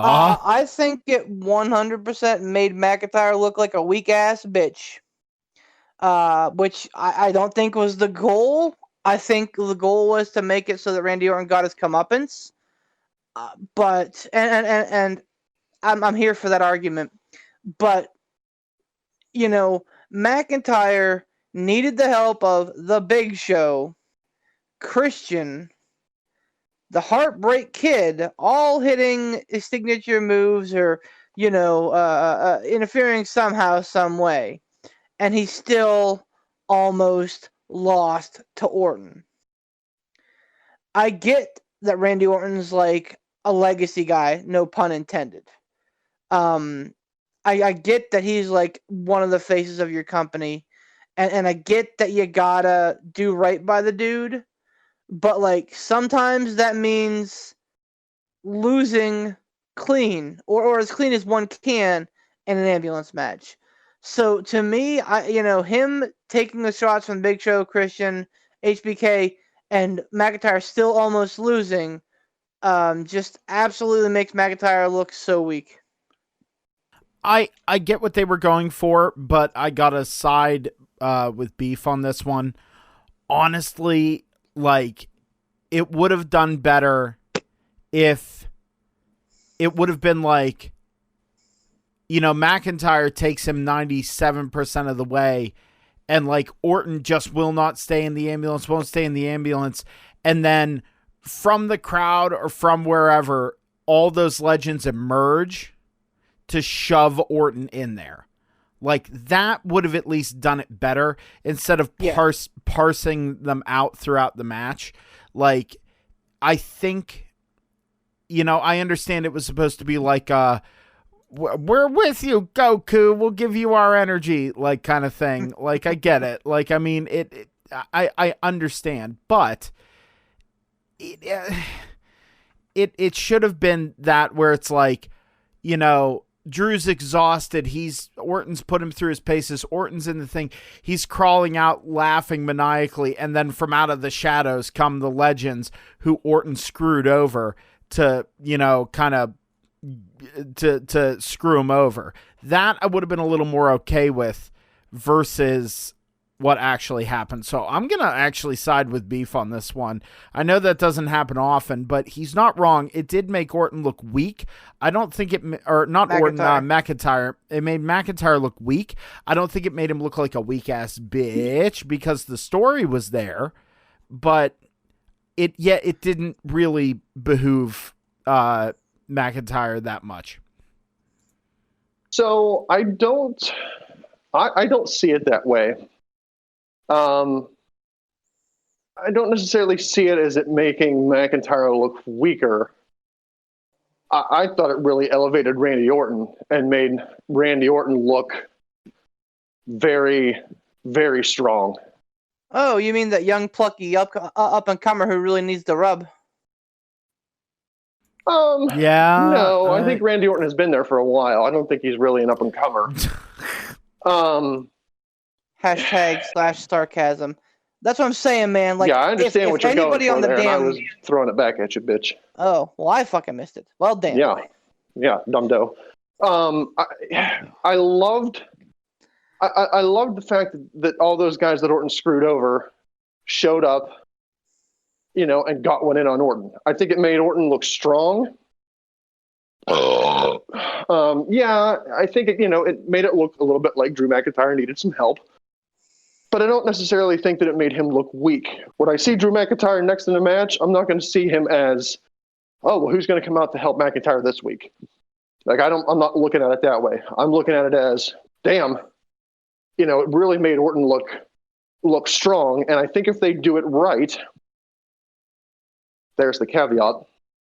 I think if they do it right, it's going to set up a really good story. And again, we're going back to focusing more on the stories than we are, what's happening in the matches. I'm looking at it that way, that it's setting up a great story for a final blow-off between Orton and McIntyre in Hell in a Cell, to where Orton can say, if we're in Hell in a Cell, no one can help you. No one can come in to save you. It's just you and me. And I feel like that sets Orton up to be looked at as a big, dominant heel by saying, you can't get away from me. If we're in Hell in a Cell, you can't get away from me. Like, I've got you now. I'm going to take that title. I am the apex predator. There's nowhere for you to run. And when Drew McIntyre, again, this is, the big asterisk, if Drew McIntyre beats him in that match, then that makes Drew McIntyre look all the stronger, because Orton has a legit gripe to say, you can't beat me on your own. You can't do it. We're going to be locked in a Hell in a Cell, and I'm going to destroy you. And when McIntyre has a great showing in Hell in a Cell, that makes him look all the tougher and shuts up this, badass heel that took 3 legends to put him down. That makes McIntyre, in my eyes, look all the stronger when he has nowhere to go and he dominates Randy Orton in Hell in a Cell. Or even if he doesn't dominate him, he comes off at the win. Because then McIntyre can say, what? What now? I was locked in a cell with you. No one could help me. And I still pinned you. I still got the job done. So let me ask you, did you see the follow-up with what they did with Randy Orton on Monday Night Raw? Yes. What happened on Raw? Because I didn't see it. Because from from the description of what happened, I'm with Ransom on it. The line of thinking, like, I wouldn't have looked at McIntyre as being weak and needing help. It was just more so of, giving Randy Orton his just desserts because he's a dickhead, storyline wise, of course. It was a little weird. What did they do on Raw? Because I didn't watch. I think it was maybe... a little weird what they did on Raw. They had the legends come out, and Drew McIntyre thanked them. Randy Orton got mad, told Drew McIntyre, and this is where I'm hoping they're setting up the Hell in a Cell. Randy Orton said to Drew McIntyre, like, you haven't been through hell, or like, I've been through hell, something like that. He used the word hell. I can't remember the exact verbiage, but it really felt like they were setting up a Hell in a Cell match. The Legends later went back into the quote-unquote Legends Lounge, which was a room that they had set aside in the back, and played poker all night. And then at the end of the night... Christian apparently doesn't know how to play Hold'em. Did you guys notice that Christian was holding his cards and everybody else was behind the table? No, I didn't notice that. Yep. Well, he is so they Canadian. were back there playing poker all night. Randy Orton said, "I'm leaving. I'm going home." In the beginning segment, Randy Orton left, quote unquote left, and then at the very end of the night, Orton comes back, cuts the power to the room, dons the night vision goggles, and lays waste to the Legends. What? He donned night vision goggles? Yep. Yeah, because apparently janitor. That's a thing. Wow. Yeah. So that's while it was weird, fuck. it was weird, but Randy Orton did come out getting his comeuppance on the Legends. He got that little jab in about, like, I've been through hell, or you've never been through hell. One of those, I can't remember. So if they set it up right, they could do a Hell in a Cell match. They could have Drew McIntyre go over on Orton clean in Hell in a Cell, and not only at Clash of the Night of the Dead of the Champions of the Book, have Randy Orton look great and powerful, having taken 3 Legends to put him down. But if they have Drew McIntyre go over, it'll make Drew McIntyre look even stronger. All right, so you were looking at it from a future booking thing, and I absolutely get that, and that's valid, and that's a very good point I didn't think about. But I think my problem was more of the delivery of it.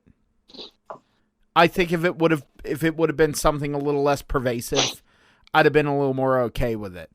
But it was just kind of like, I was like, you could have executed that better. But then again, that's the documentary of the WWE in the past 10 years. So the Big Show and Christian are forgivable because they had small roles. Unforgivable. HBK had in my mind, also BRB. A firm hold on the end of the match because Orton was sort of kind of in control. I think he just threw McIntyre out the ambulance. And then HBA came up, hit him with sweet chin music, and then, pushed Orton off the ambulance. And then I think McIntyre then did a Claymore and put him in himself. So to me, like, the Shawn Michaels one is the one that I'm least forgiving of. Big Show and Christian, okay, like, all right, they got their pops and ha. Like, and at the end of the match, Ric Flair driving the fucking ambulance was great. Except for we all know that Rick is like 90% liquor at all times, so he just pulled Jeff Hardy. Oh, right, which they've clearly supporting. But the Shawn Michaels aspect, I think, is the part that sticks in my craw the most. If it would have been earlier on in the match, again, a little bit more forgivable. But being that was in like the absolute crescendo of the match, that was the part that made me look, oh, well, McIntyre clearly needs help to beat Orton. And to me, I thought that this was your feud ender. I thought that this was the one where they get rid of Orton and they bring in somebody else for McIntyre to slosh over.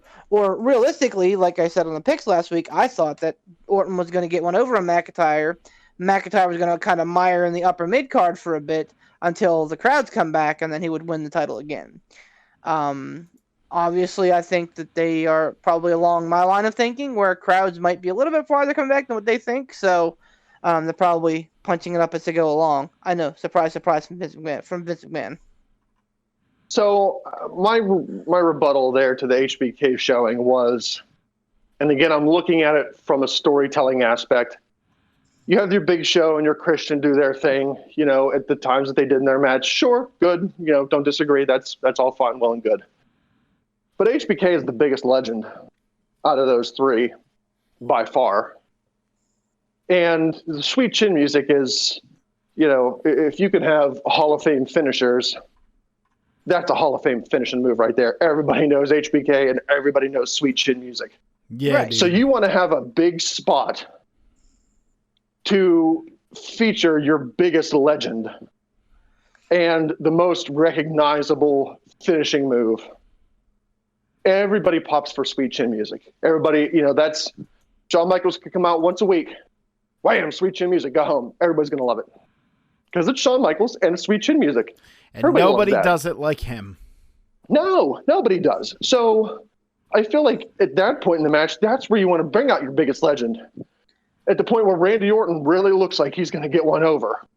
Like, holy cow, he made it past Big Show. He made it past Christian. This is it. Randy Orton's got it. Boom, HBK shows up, takes him out. Let me offer this as a compromise. I think it would have worked better if Orton was rounding the back of the ambulance and he took a Claymore, and Orton was kind of hanging on the edge of the door, not going down because he took a Claymore, but hang on to the edge of the door, and then boom, you hit sweet chin music and he falls into the ambulance. To me, All right, I hold feel on. like Wait a second. I just want to stop you right there. So you're not okay with it being that late in the match at such a turning point to where he sweet chin musics him off the ladder or off the ambulance. Drew McIntyre finishes him with a Claymore kick and puts him away. You would rather have Drew McIntyre hit him with a Claymore, and then you'd rather have the legend come in and finish him off. Now, see, that would Not being a makes me- participant, but be the actual finish of the match. You'd rather have Shawn Michaels beat Randy Orton rather than Drew McIntyre beat Randy Orton. Yeah, see, that if would you're make going McIntyre. Make McIntyre look weak. I'm sorry. I'm with Ransom on that point there. if you're sure. going to if you're going to insist on shoehorning the three of them into the match, and if you are insistent on having Michaels be at the end of the match, at least at that point he's basically finished Orton off. At least at that point Orton is basically chum. Orton would basically be out on his feet. Michaels would just be the little extra push in the kick in the ass. See, I gotta go with Ransom. Psychology wise, you don't do that, especially to your defending champion. Psychology wise, that absolutely would have made McIntyre look weak if they do it that way. You have to have it, it's the legends come out and set him up, and McIntyre takes him down. That's I feel personally that's psychology wise, you don't have the cast of AARP of the wrestling ring come out and support your champion. By the way, does Ric Flair still have a driver's license? Just throwing that out there. Listen, Yeah, right.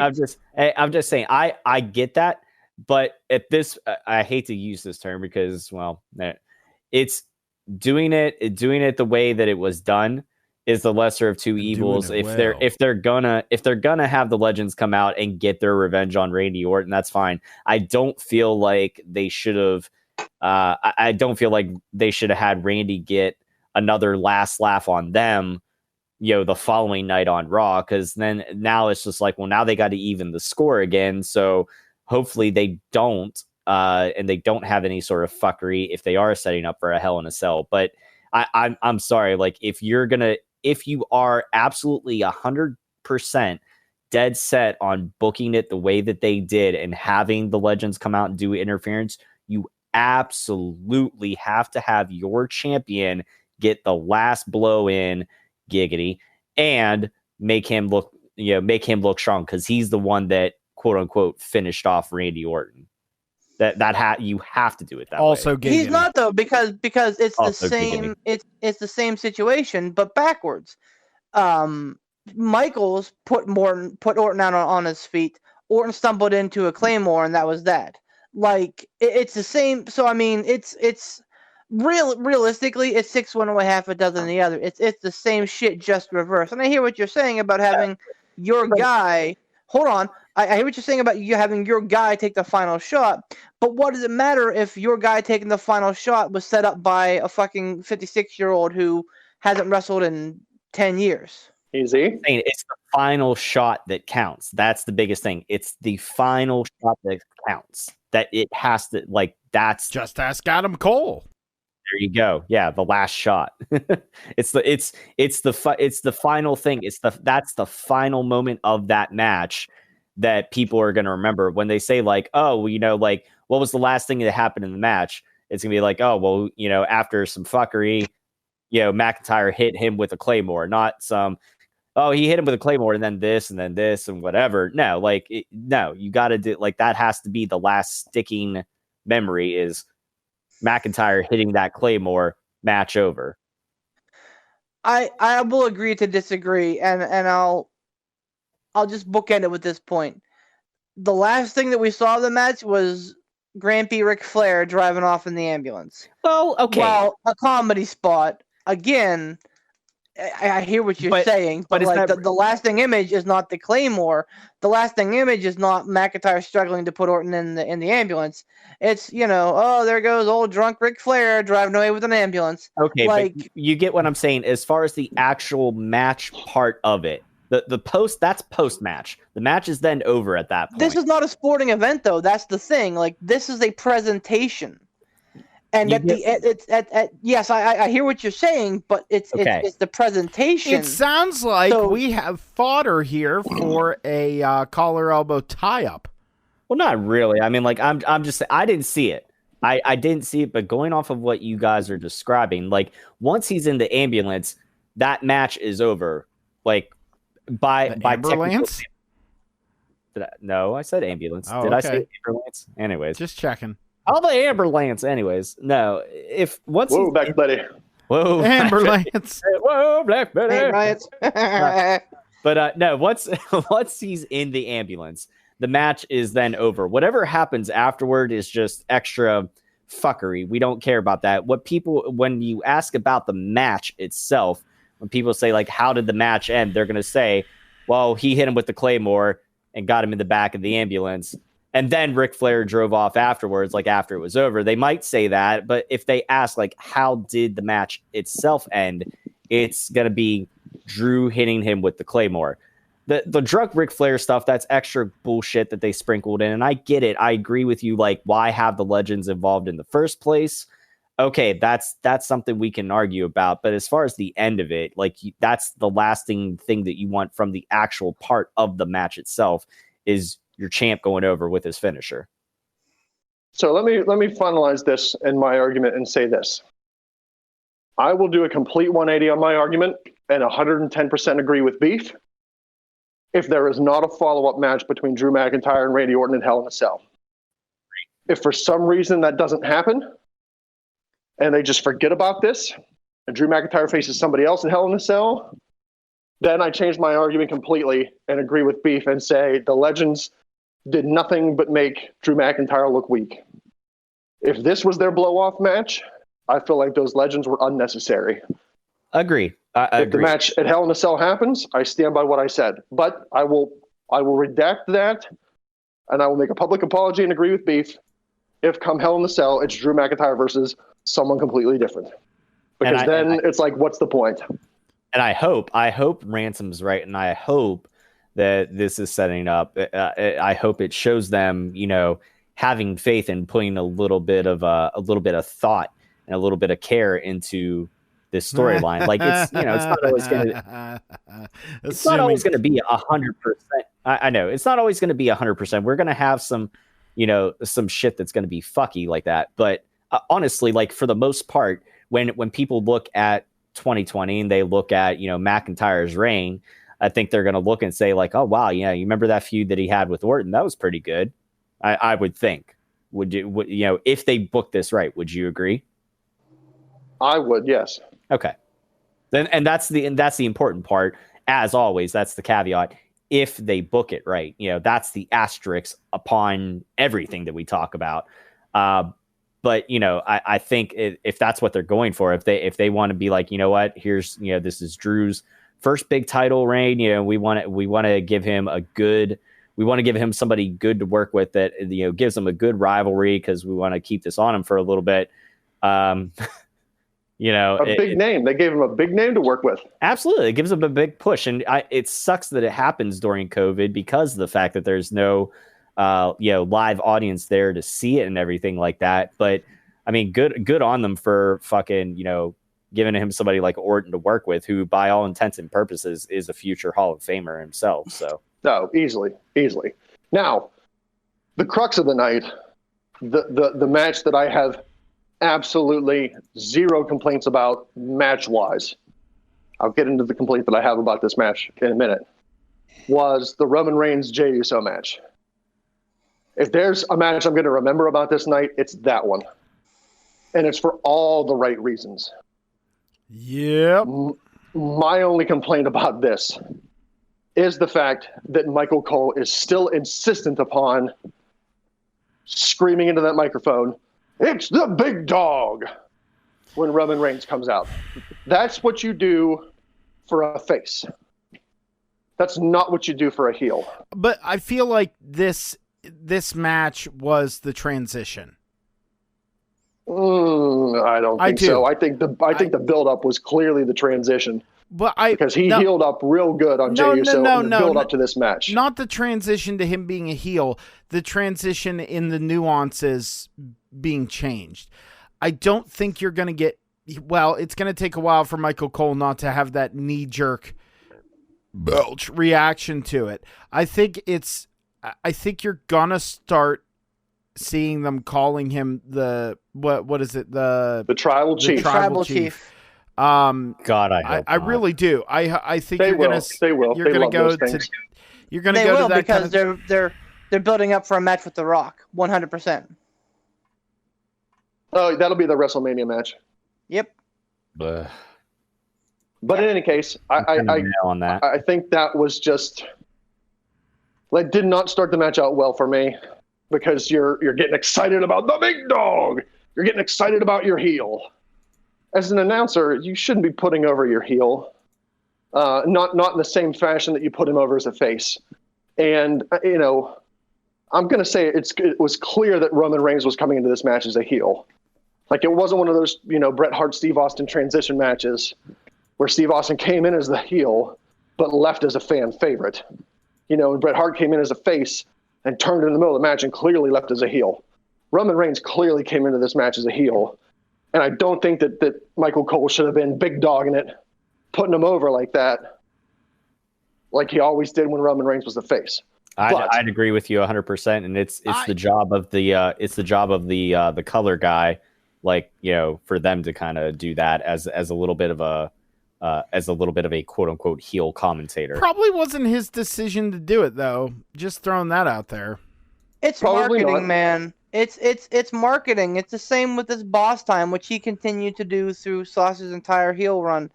I have the same problem with that too. Sausage. It's 100% marketing, because even though Reigns is supposed to be a bad guy, they know that they're going to sell Reigns shirts. Even though Sasha is supposed to be a bad guy, they're going to sell Boss shirts.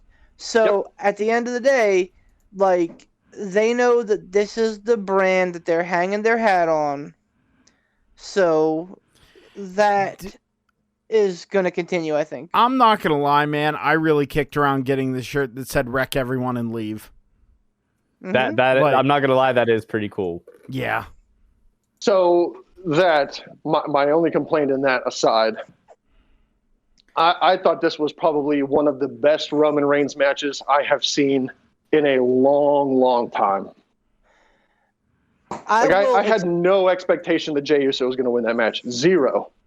But what I didn't expect was the story that those two told in the ring. They told an amazing story in that ring. Yes, they did. I will go one further. I will see your bet, and I will raise you. Ooh. This stretch from SummerSlam onward is the best Roman Reigns has done in his career, bar none. Okay, I don't think any of us are going to disagree with you on that. To be perfectly honest with you, I don't like as far as the way that he's, the way that he's carrying himself, the change in gear. I think a change in music is coming.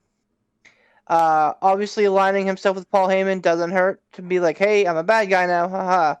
But like the way that he's handling it on the mic and in the ring is absolute gold, and is probably one of the best heel turns we've seen in some time. Well, and it helps too that it's not just a stark like contrast of things. Like him being aligned with Paul, that was kind of probably like the biggest point of it, going like, oh, he's a heel now. But just his attitude in general, like it was a very subtle shift of things. And like, if you watched, I think I mentioned it last time. I might have mentioned it on the last podcast, the one SmackDown, whenever him and Jay had that tag match, at the end, like, Jay's hugging him and he's smiling in the ring, and then Jay's all going up the ramp, like clapping, like, yeah, oos, yeah, and then you see the smile just slowly start to fade off of Roman's face, like this motherfucker doesn't even know. And it's just a little subtle things, again, psychology. That is one thing that, people have to be mindful of. It's not only what you say, it's some of the things that you don't say. It's your facials, in the ring and stuff like that. It's little looks, little just body language, things like that really, really help sell the point of what you're trying to do and tell the story that you're trying to tell in the ring. And I think Roman's doing a fantastic job right now. That's also what separates the schmucks from the greats, man. Absolutely. And some people, like, honestly, like, Roman hasn't always been the greatest on the mic. I mean, we can go back to the feud with him and Cena, when Cena goes, it's called a promo, Roman. You're going to have to learn to cut one. Like, I think that probably if that didn't light a fire under his ass to improve his mic skills, nothing was going to. You know what I mean? Because that was like that I don't feel like that was something that was part of the scripted zeitgeist, that is pounded into everybody. That was Cena was one of the last ones that they let him kind of, ad lib a little bit or anything like that. And honestly, it was probably one of the best things, that has happened there. But hopefully that was a little bit of, maybe that did help force him to, get a little bit better. I think it honestly, like, Roman, really, truly, I really believe that Roman needed a vessel and a character that fit him, because being a babyface, man, he was just a shitty babyface, like, or an attempt at one. When they were trying to say, no, you got to be a good guy, you got to be Superman, you got to be this, dude. We had said for a long time, we all had, Roman would be a way better heel. We all did. Absolutely. And you know what? We were absolutely right. To be fair, he has the crutch of Paul Heyman there, but it's not a crutch where it's like, oh, he couldn't do this on his own. If they let him just be a badass that came out, beat the ever-loving shit out of everyone, and then leave, and, like, looked at the fans with discontent, and just, like, almost like he was laser focused, we were like, man, it would have done great. And now I think eventually you're going to see them wean off Paul Heyman and let him run his course. Let me interject real quick on that. Go ahead. I agree with what Poot's saying. I don't think they'll wean off Paul Heyman necessarily, because they're taking him in a completely different direction as well. Because if you look at the Paul Heyman that comes out with the Roman Reigns, what he does, his mannerisms, his verbiage at ringside, it's completely different than what he did with Brock Lesnar. The ring announcer introduced Roman Reigns last night. Paul Heyman didn't touch that mic. Paul Heyman wasn't animated in that match. He stood there like a statue. He stood there like the guy that was just standing there watching the tribal chief do his work. And when Roman Reigns had Jey Uso down and was screaming, "Call me the tribal chief. I want to hear you say it." You could hear, and that's another one of the great things I agree with whoever said it earlier. You get to hear things now in the Thunderdome that you didn't get to hear before with the crowd. Paul Heyman screams at the side of the ring, "You're the tribal chief. You're the tribal chief." And Roman Reigns turns to him and says, "I don't want to hear you say it. I want to hear him say it."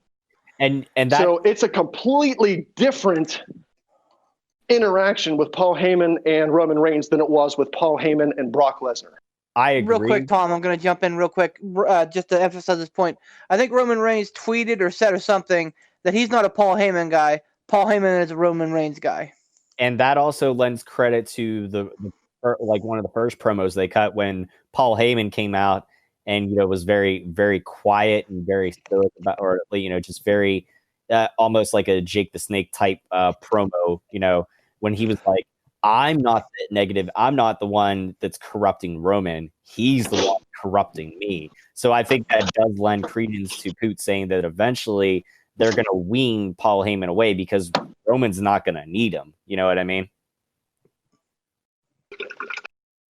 Maybe this is one of those things where they just use Paul Heyman to introduce the heel Roman Reigns, and eventually Roman Reigns decides, "I don't need you," and either verbally dismisses him in an amazing heel promo, or physically dismisses him in a display of physical heel, to which you've not really seen Paul Heyman's quote unquote clients do to him.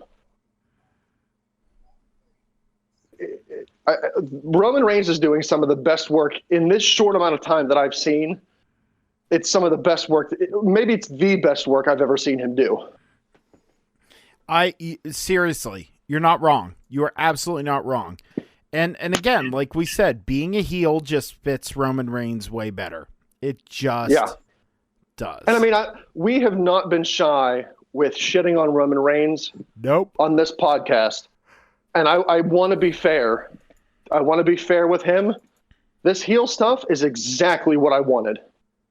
And I'm hoping it's exactly what the WWE Universe wanted too, because people booed the shit out of him as a face. Now, when he has done a complete 180, and before he was the face, he was Superman. He was truth, justice, and the American way, standing there with his cape blowing in the wind. Now he is the heel of heels. I'm hoping that that's what people want to see, because it for me, beef, copyright infringement. To me, no, man, this works better than anything I've seen Roman Reigns ever do. I will say, though, the one thing that confused me a little bit, and I'm not shitting on it, I'm just saying it confused me a bit, was there was never any sort of stipulation set up that said Jimmy Uso can come out and call off this match by proxy of Jay. Like, I understand, like, they did that with the Harts and Bob Backlund, but that, I believe, was a pre-match stipulation. Like, Owen was going to be there with the towel, blah, blah, blah. Yeah, I don't understand how it's like, oh, okay, so is it anybody that's on this guy's side can come down to the ringside and go, no, I'm calling it for him? Or is it because it was his brother that gave him that right to call the match off? I think managers have that. Yeah, managers have that option of being able to say, you know what, my guy's not going to tap. My guy is tag team partners have that option too? Because the last time I checked, Jimmy Uso wasn't Jey Uso's manager. They were a tag team. I assume if anybody comes out that's associated with the other one and throws in the towel, I'm going to assume that's going to be a, hey, this is it. Like, so that's a legit thing now, is that if you're associated with this person, you can come to ringside and call the match off. No, I Taz don't did that. think I don't. Taz did that on AEW. Yeah, but Brian Cage was not going to submit to Ambrose's armbar, so Taz had to throw in the towel. I'm fine with That's it. something different.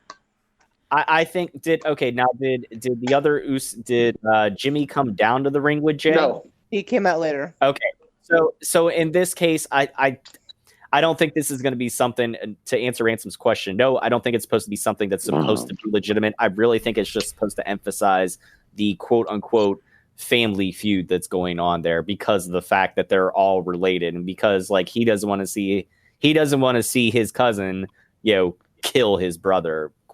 It's kayfabe wise, you know what I mean? Well, and the Okay, gimmick fair of the gimmick of throwing in the towel, I think, is a good one because I think it emphasizes, okay, like this dude, the good guy is not going to give up, but he's so strong-headed and strong-willed. It's acting to his deficit at this point. Right. So we have to get a loved one involved.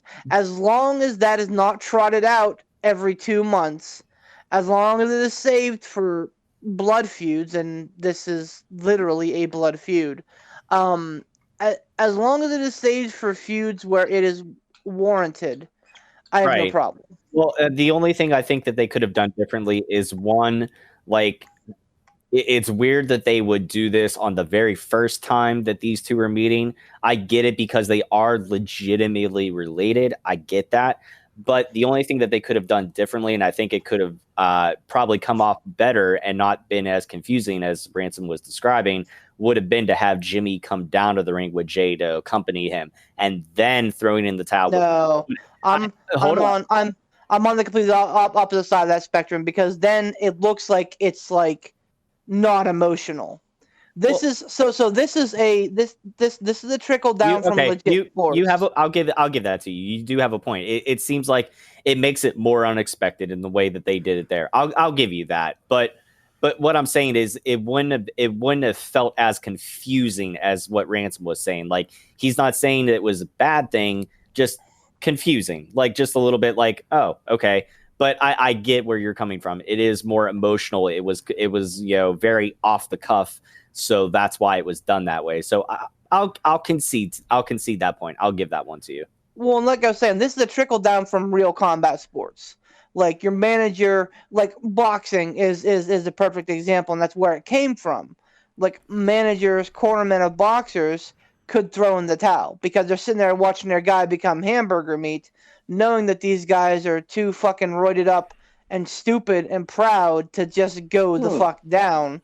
Well, they would throw in the towels and say, you know what, my dude's done. We're calling it a night. He who fights and runs away lives to fight another day. So like this is something that is again from real combat sports. So which McMahon loves to do. He loves to try and imitate actual sports. So I get it. Brawl. No. So I understand it. I mean, fucking Raw Underground. I get it, and I'm pretty much fine with it. But like I said, this is one of those things that could get real overplayed real fast, and I don't think that they'll do it because they don't have a history of doing it. They've had a handful in like the last decade or so. Very few actually, if you really think about it. So I don't think it's an issue, but. Yeah, I'm 100% fine with the ending, and again, like it makes both of them look great because I mean, yeah, literally the whole match, Jay was dog shit. I found it funny, in the match, it was Jay that was wrestling, right? Not Jimmy. Yes, it was Jay. In the match. Corey Graves actually referred to him as Jimmy, and Cole goes, "Whoops!" Or no, Cole goes, Jay, and Corey goes, "Whoops, sorry," which fucking is a wonderful illustrator of Jay's wonderful, awesome promo on SmackDown the previous week when he said, "You know who I am? I'm which one is that one?" I thought that was a perfect illustration, accidental or not, it was perfect. Real quick, Yes. to put a bow on this point here. Put a bow on it too quick. Do you think that if they do set up a Roman Reigns Rock match at WrestleMania, do you think they'll have it be to the point where the towel gets thrown in there, or do you think they will not use that gimmick? Beef? They definitely should not. No, they won't. It's too soon. Okay. I honestly, I don't believe that they'll do it this year, 2021, because again, there is no way in hell in April of 2021 that there are 70,000 people in a place, not by law. So They're always going to be fucking like rogue gatherings and everything, but like organized, you won't see that for at least probably 2022. so you think that Roman's going to hold that Universal Championship all year long? I think he stands a good shot at it. But I can tell you that he's not going to face The Rock until they have 70,000 people in a stadium. Fair enough. Yeah, I don't think they'd bring The Rock back for a Thunderdome. Like that probably won't happen. I would love that. I would love that because The most electrifying man in the most electrifying atmosphere. Well, and actually, I believe their lease is up on November the 1st, if I'm not incorrect. And they're talking about moving to an outdoor venue, not unlike Daly's Place, where they can get actual fans in there and have them sit socially distant in pods. Because, again, that's kind of the way that sports are starting to do. A lot of football, college football, NFL are starting to open up pods where you can like get groups that are with you, so quote unquote safe groups, obviously, away from other people. AEW has been doing that, and so I think that WWE will move to that here sooner than later. I believe their lease is up in November 1st, and I've heard that they're going to try and explore that option. Something that I do want to kind of talk about is the impact of COVID-19 on wrestling. Finally, it's funny that it's happening 6 months after the fact, but in basically a 2-week span, we hear about AEW having a rash of it, including their number one contender, Lance Archer, which kind of put shit up in the air for a lot of things. We hear about NXT having a quote-unquote breakout of COVID-19, which Triple H is on the record as saying accelerated Kyle O'Reilly's main event push. And obviously now with WWE, there's a couple people dropping. Nikki Cross and someone in the Baszler or Nia Jax situation was COVID positive. And then Retribution, someone in Retribution had contact with somebody with COVID-19. So this is, I think, going to start happening, and now we're kind of at a crux to see how deep it gets and how much is affected. Now you all talk.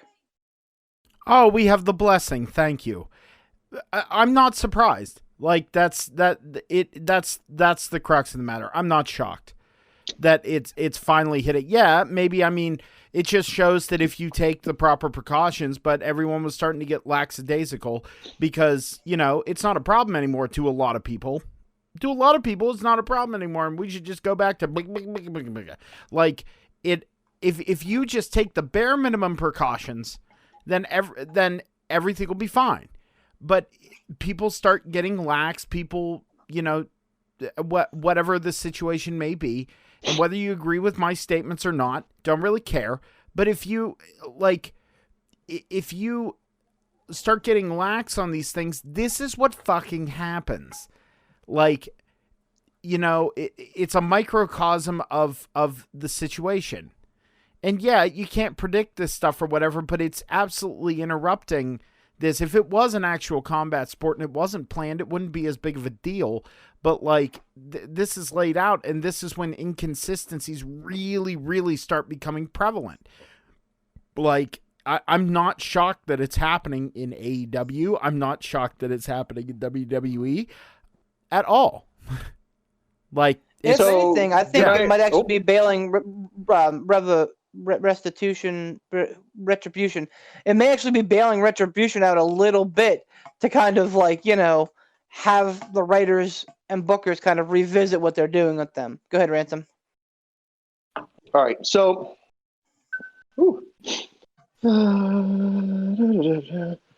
Okay. Sorry, I was reading this chat. So if you're going to bring up COVID, it's going to get into that realm of not political, but it's going to get a little bit away from wrestling and a little bit more into real life. So I'm going to preface that with saying this. I'm not a COVID hoaxer. I'm not a COVID denier. I absolutely 110% think it's real. I think it's necessary to take precautions. My children wear masks every day into school. I'm not one of those people that, say like, oh, my kid doesn't need to wear a mask, or like, oh, I'm going to go into Walmart and I'm not, I'm going to wear my mask in and blah, blah. Nope. If I'm out in public, I'm wearing my mask. I'm doing the thing. I'm doing my civic duty. Do the thing. But for me, I feel like the fear, yeah, right? To me, oh man, the hysteria has worn off. I was much more fearful of COVID in March, April, May. And as time goes on, I'm less and less fearful of it. Not to say that I don't believe that I couldn't get it. I could. Right. But I'm if I get it, I could be wrong. But I have no doubt in my mind if I display symptoms, and that's another big asterisk of it, if you display symptoms, it's going to suck for a little bit. But you know what? I've had a fever before. I've had the coughs before. I'm not scared. I'll get over it. So in an environment where you have people that are in contact with each other, you can't have wrestlers social distance. It can't be done. At that point, wrestling becomes strictly promos. When you're in a contact sport, you're going to run that risk. And regardless of whatever safeguards are in place within companies, if you're going to be in that business, and let's face it, every wrestler's in that business by choice. If you're going to be in that business, you have to understand that you're going to run a risk. There's no way to make an event like wrestling 100% safe. You can make it safer than another sport, or you can make it safer than, Joe Schmo, who's like, I'm going to soldier up my Confederate flag on the back of my big old pickup truck with the pipe sticking out, and I'm going to drive down the road and say, fuck you with your masks. It's all fake. Trump America, they're doing it to get them out, blah, blah, blah. You have to understand that you run a risk. In an environment where you have physical contact with people, that has to be accepted. I don't think any wrestlers are saying, oh, I can't believe I got COVID because of WWE, and how dare they, blah, blah, blah. I haven't seen any of that. So I think a lot of them are, accepting that, like, hey, you know what? This is a contact sport. We sweat on each other. We're spitting on each other, whether we want to or not, because we're locked up together. It's going to happen. You're going to run that risk, and it's going to be a higher risk than my kids going to school every day, social distancing with other kids, completely wearing masks all day long. That's a lot less of a risky environment. Now, I say that to say this.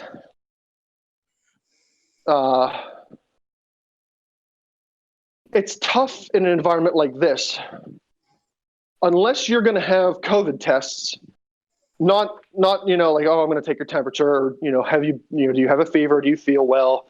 The blanket questionnaire. If you are going to legit COVID test everybody every time they show up to wrestle, okay, that's when you are getting higher in that percentage of reducing risk. But that's not feasible. Or you could say, you know what, if you're going to be in this sport, we're going to lock you down and you can't see anybody anywhere other than these people. If football, baseball, hockey, whoever decides to do that, fine, you have a season. And, it's going to be a shorter season, of course, because of COVID. There's no seasons in wrestling. You can't lock people down and say, you can't see your family for 24 months. They should have a season. They should. All right, so that's a different argument. What I'm saying now is that's not feasible. They can't do that. They can't say, well, you're going to be wrestling for WWE, so you're going to stay in this WWE hotel, bed, arena, whatever, and you can't see anybody else. The bubbles haven't been 100%.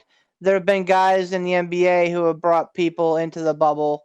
Yeah, but that's the thing. They're then breaking the bubble rules, so that's on them. But I was about to say I get what Ransom's saying. I think when the cases are showing up in wrestling, it's not coming from it's not necessarily like, oh, I got it from Bobby Lashley because I locked up with him in the ring. It's like, no, the wrestlers are bringing it in from outside sources, like people that they interact with outside of the WWE and stuff like that. So which goes back to Poot's point of it being more of a lax, and I guess a little bit of Ransom's point too. Like a lot of people are like, whatever, let's just do the thing.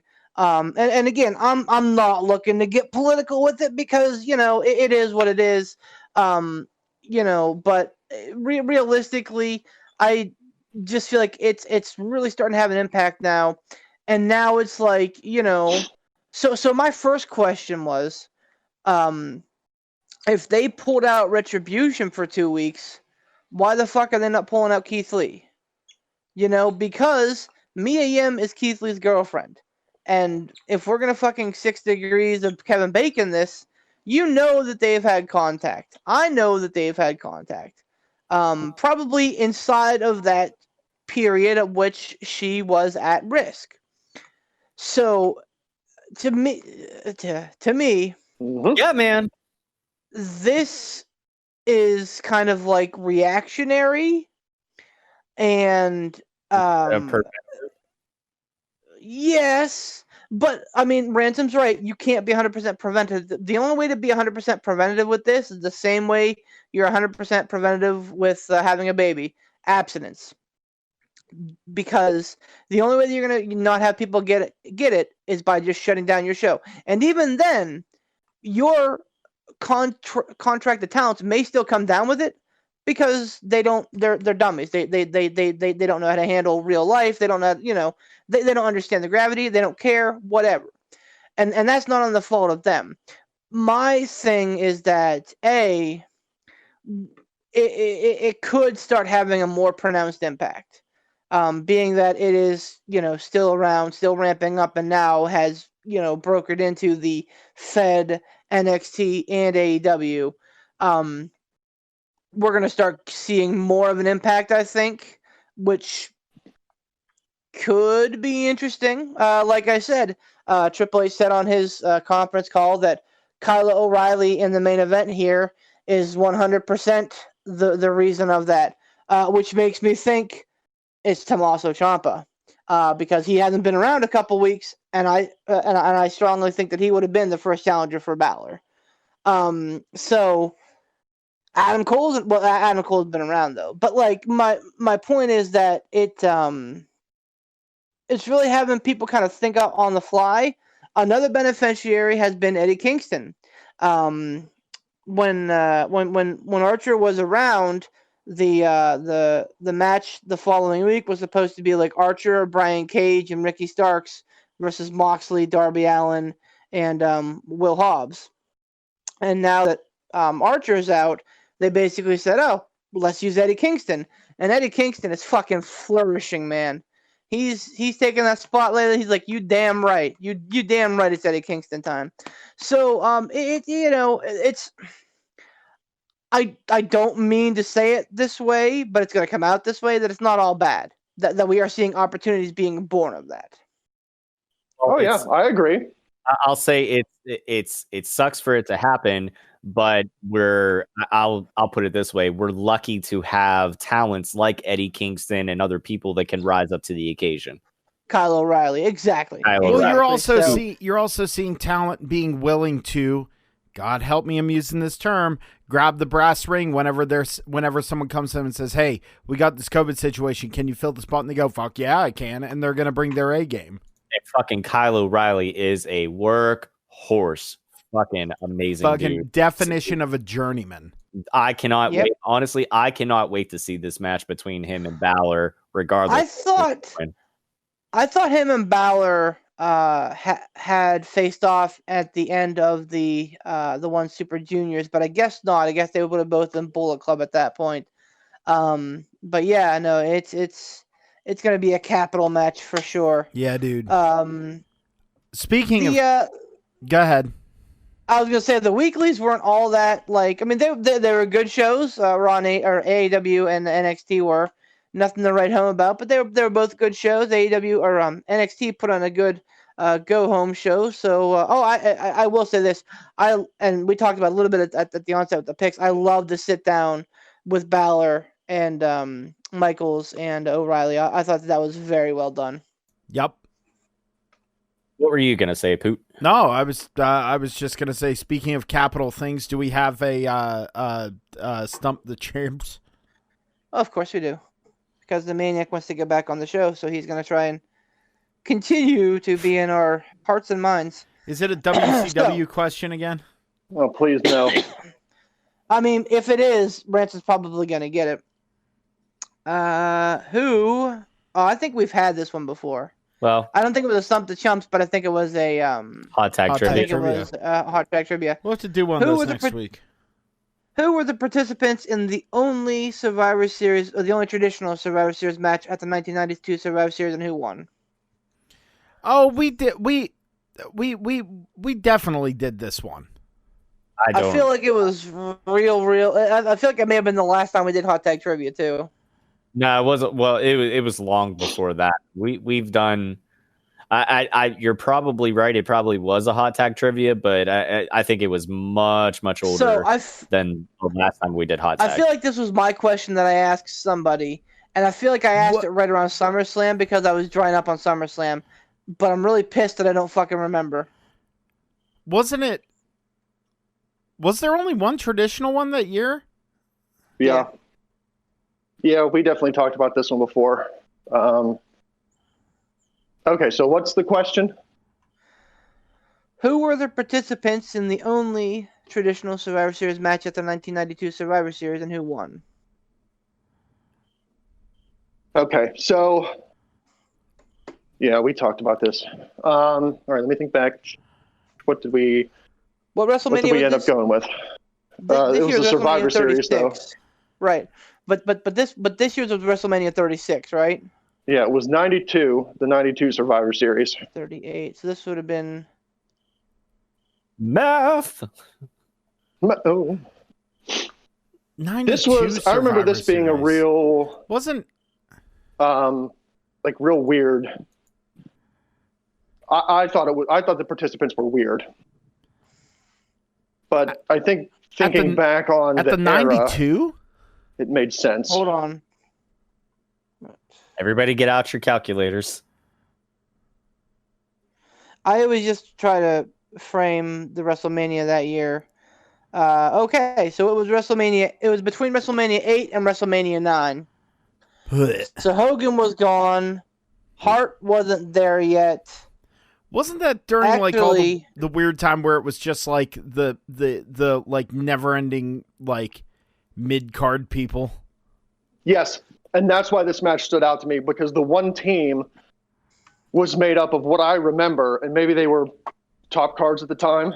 But when I think of these teams, mid-card jumps out at me, because the one team was the Nasty Boys and the Natural Disasters.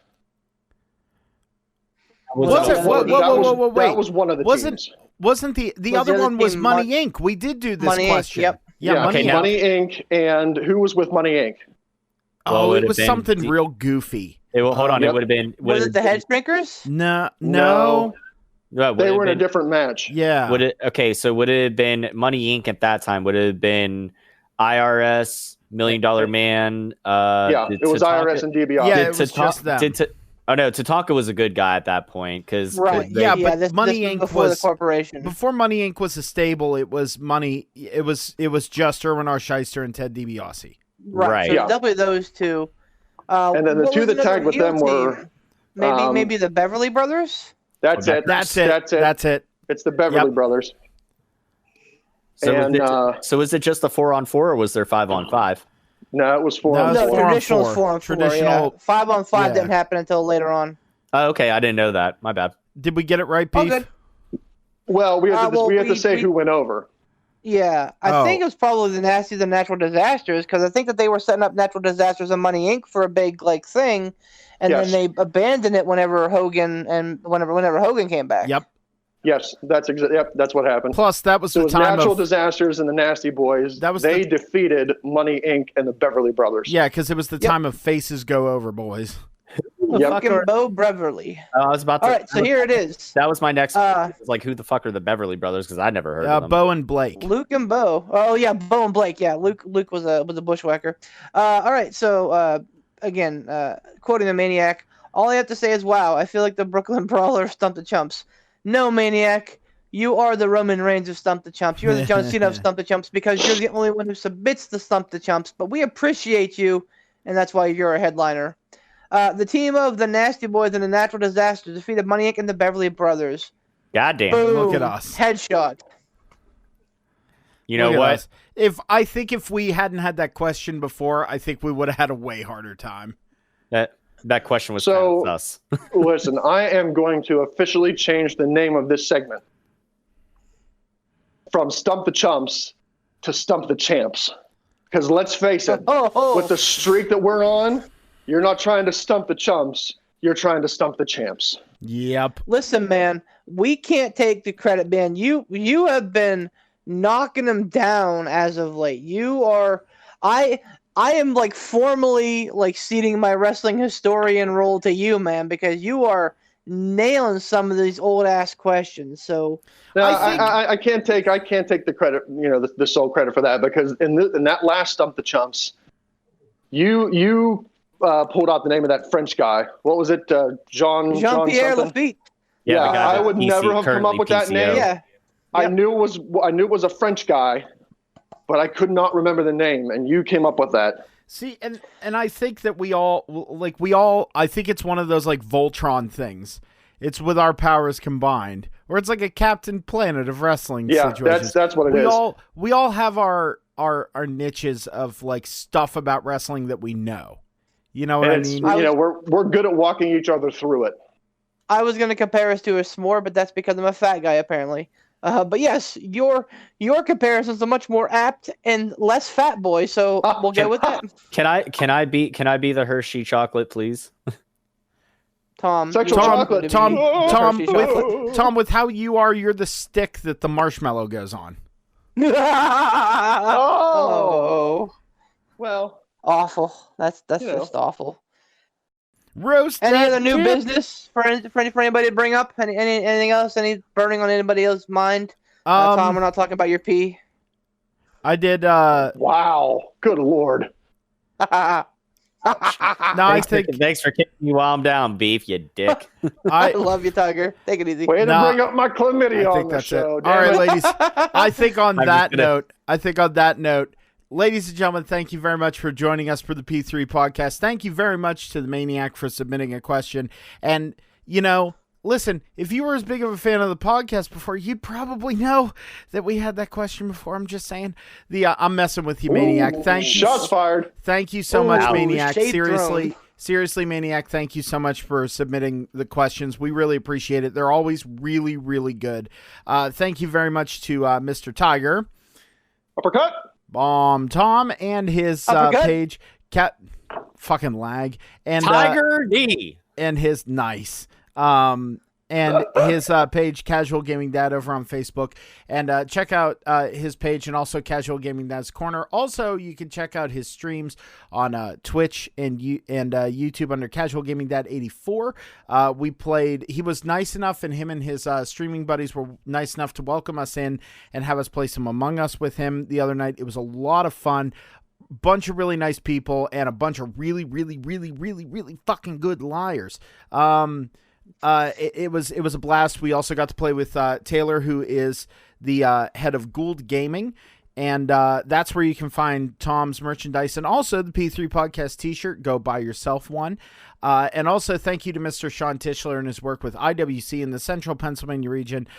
Do yourself a favor, in the description below, whether you're listening on Anchor or wherever, or on YouTube, you can click on the link or copy and paste the link, and you can go to see IWC's live events. It'll take you to their website, and you can check out what they're doing because things are starting to get back into the swing of it. They're doing a lot of really great things, trying to keep independent wrestling alive in this day and age. For myself, Poot the Bard, Bebe, Mr. Tiger Bomb Tom, Mr. Alec Ransom, and your reigning, It's true. defending, It's damn true. undisputed, Yes. Chooserweight champion, Mr. Beef the Legend.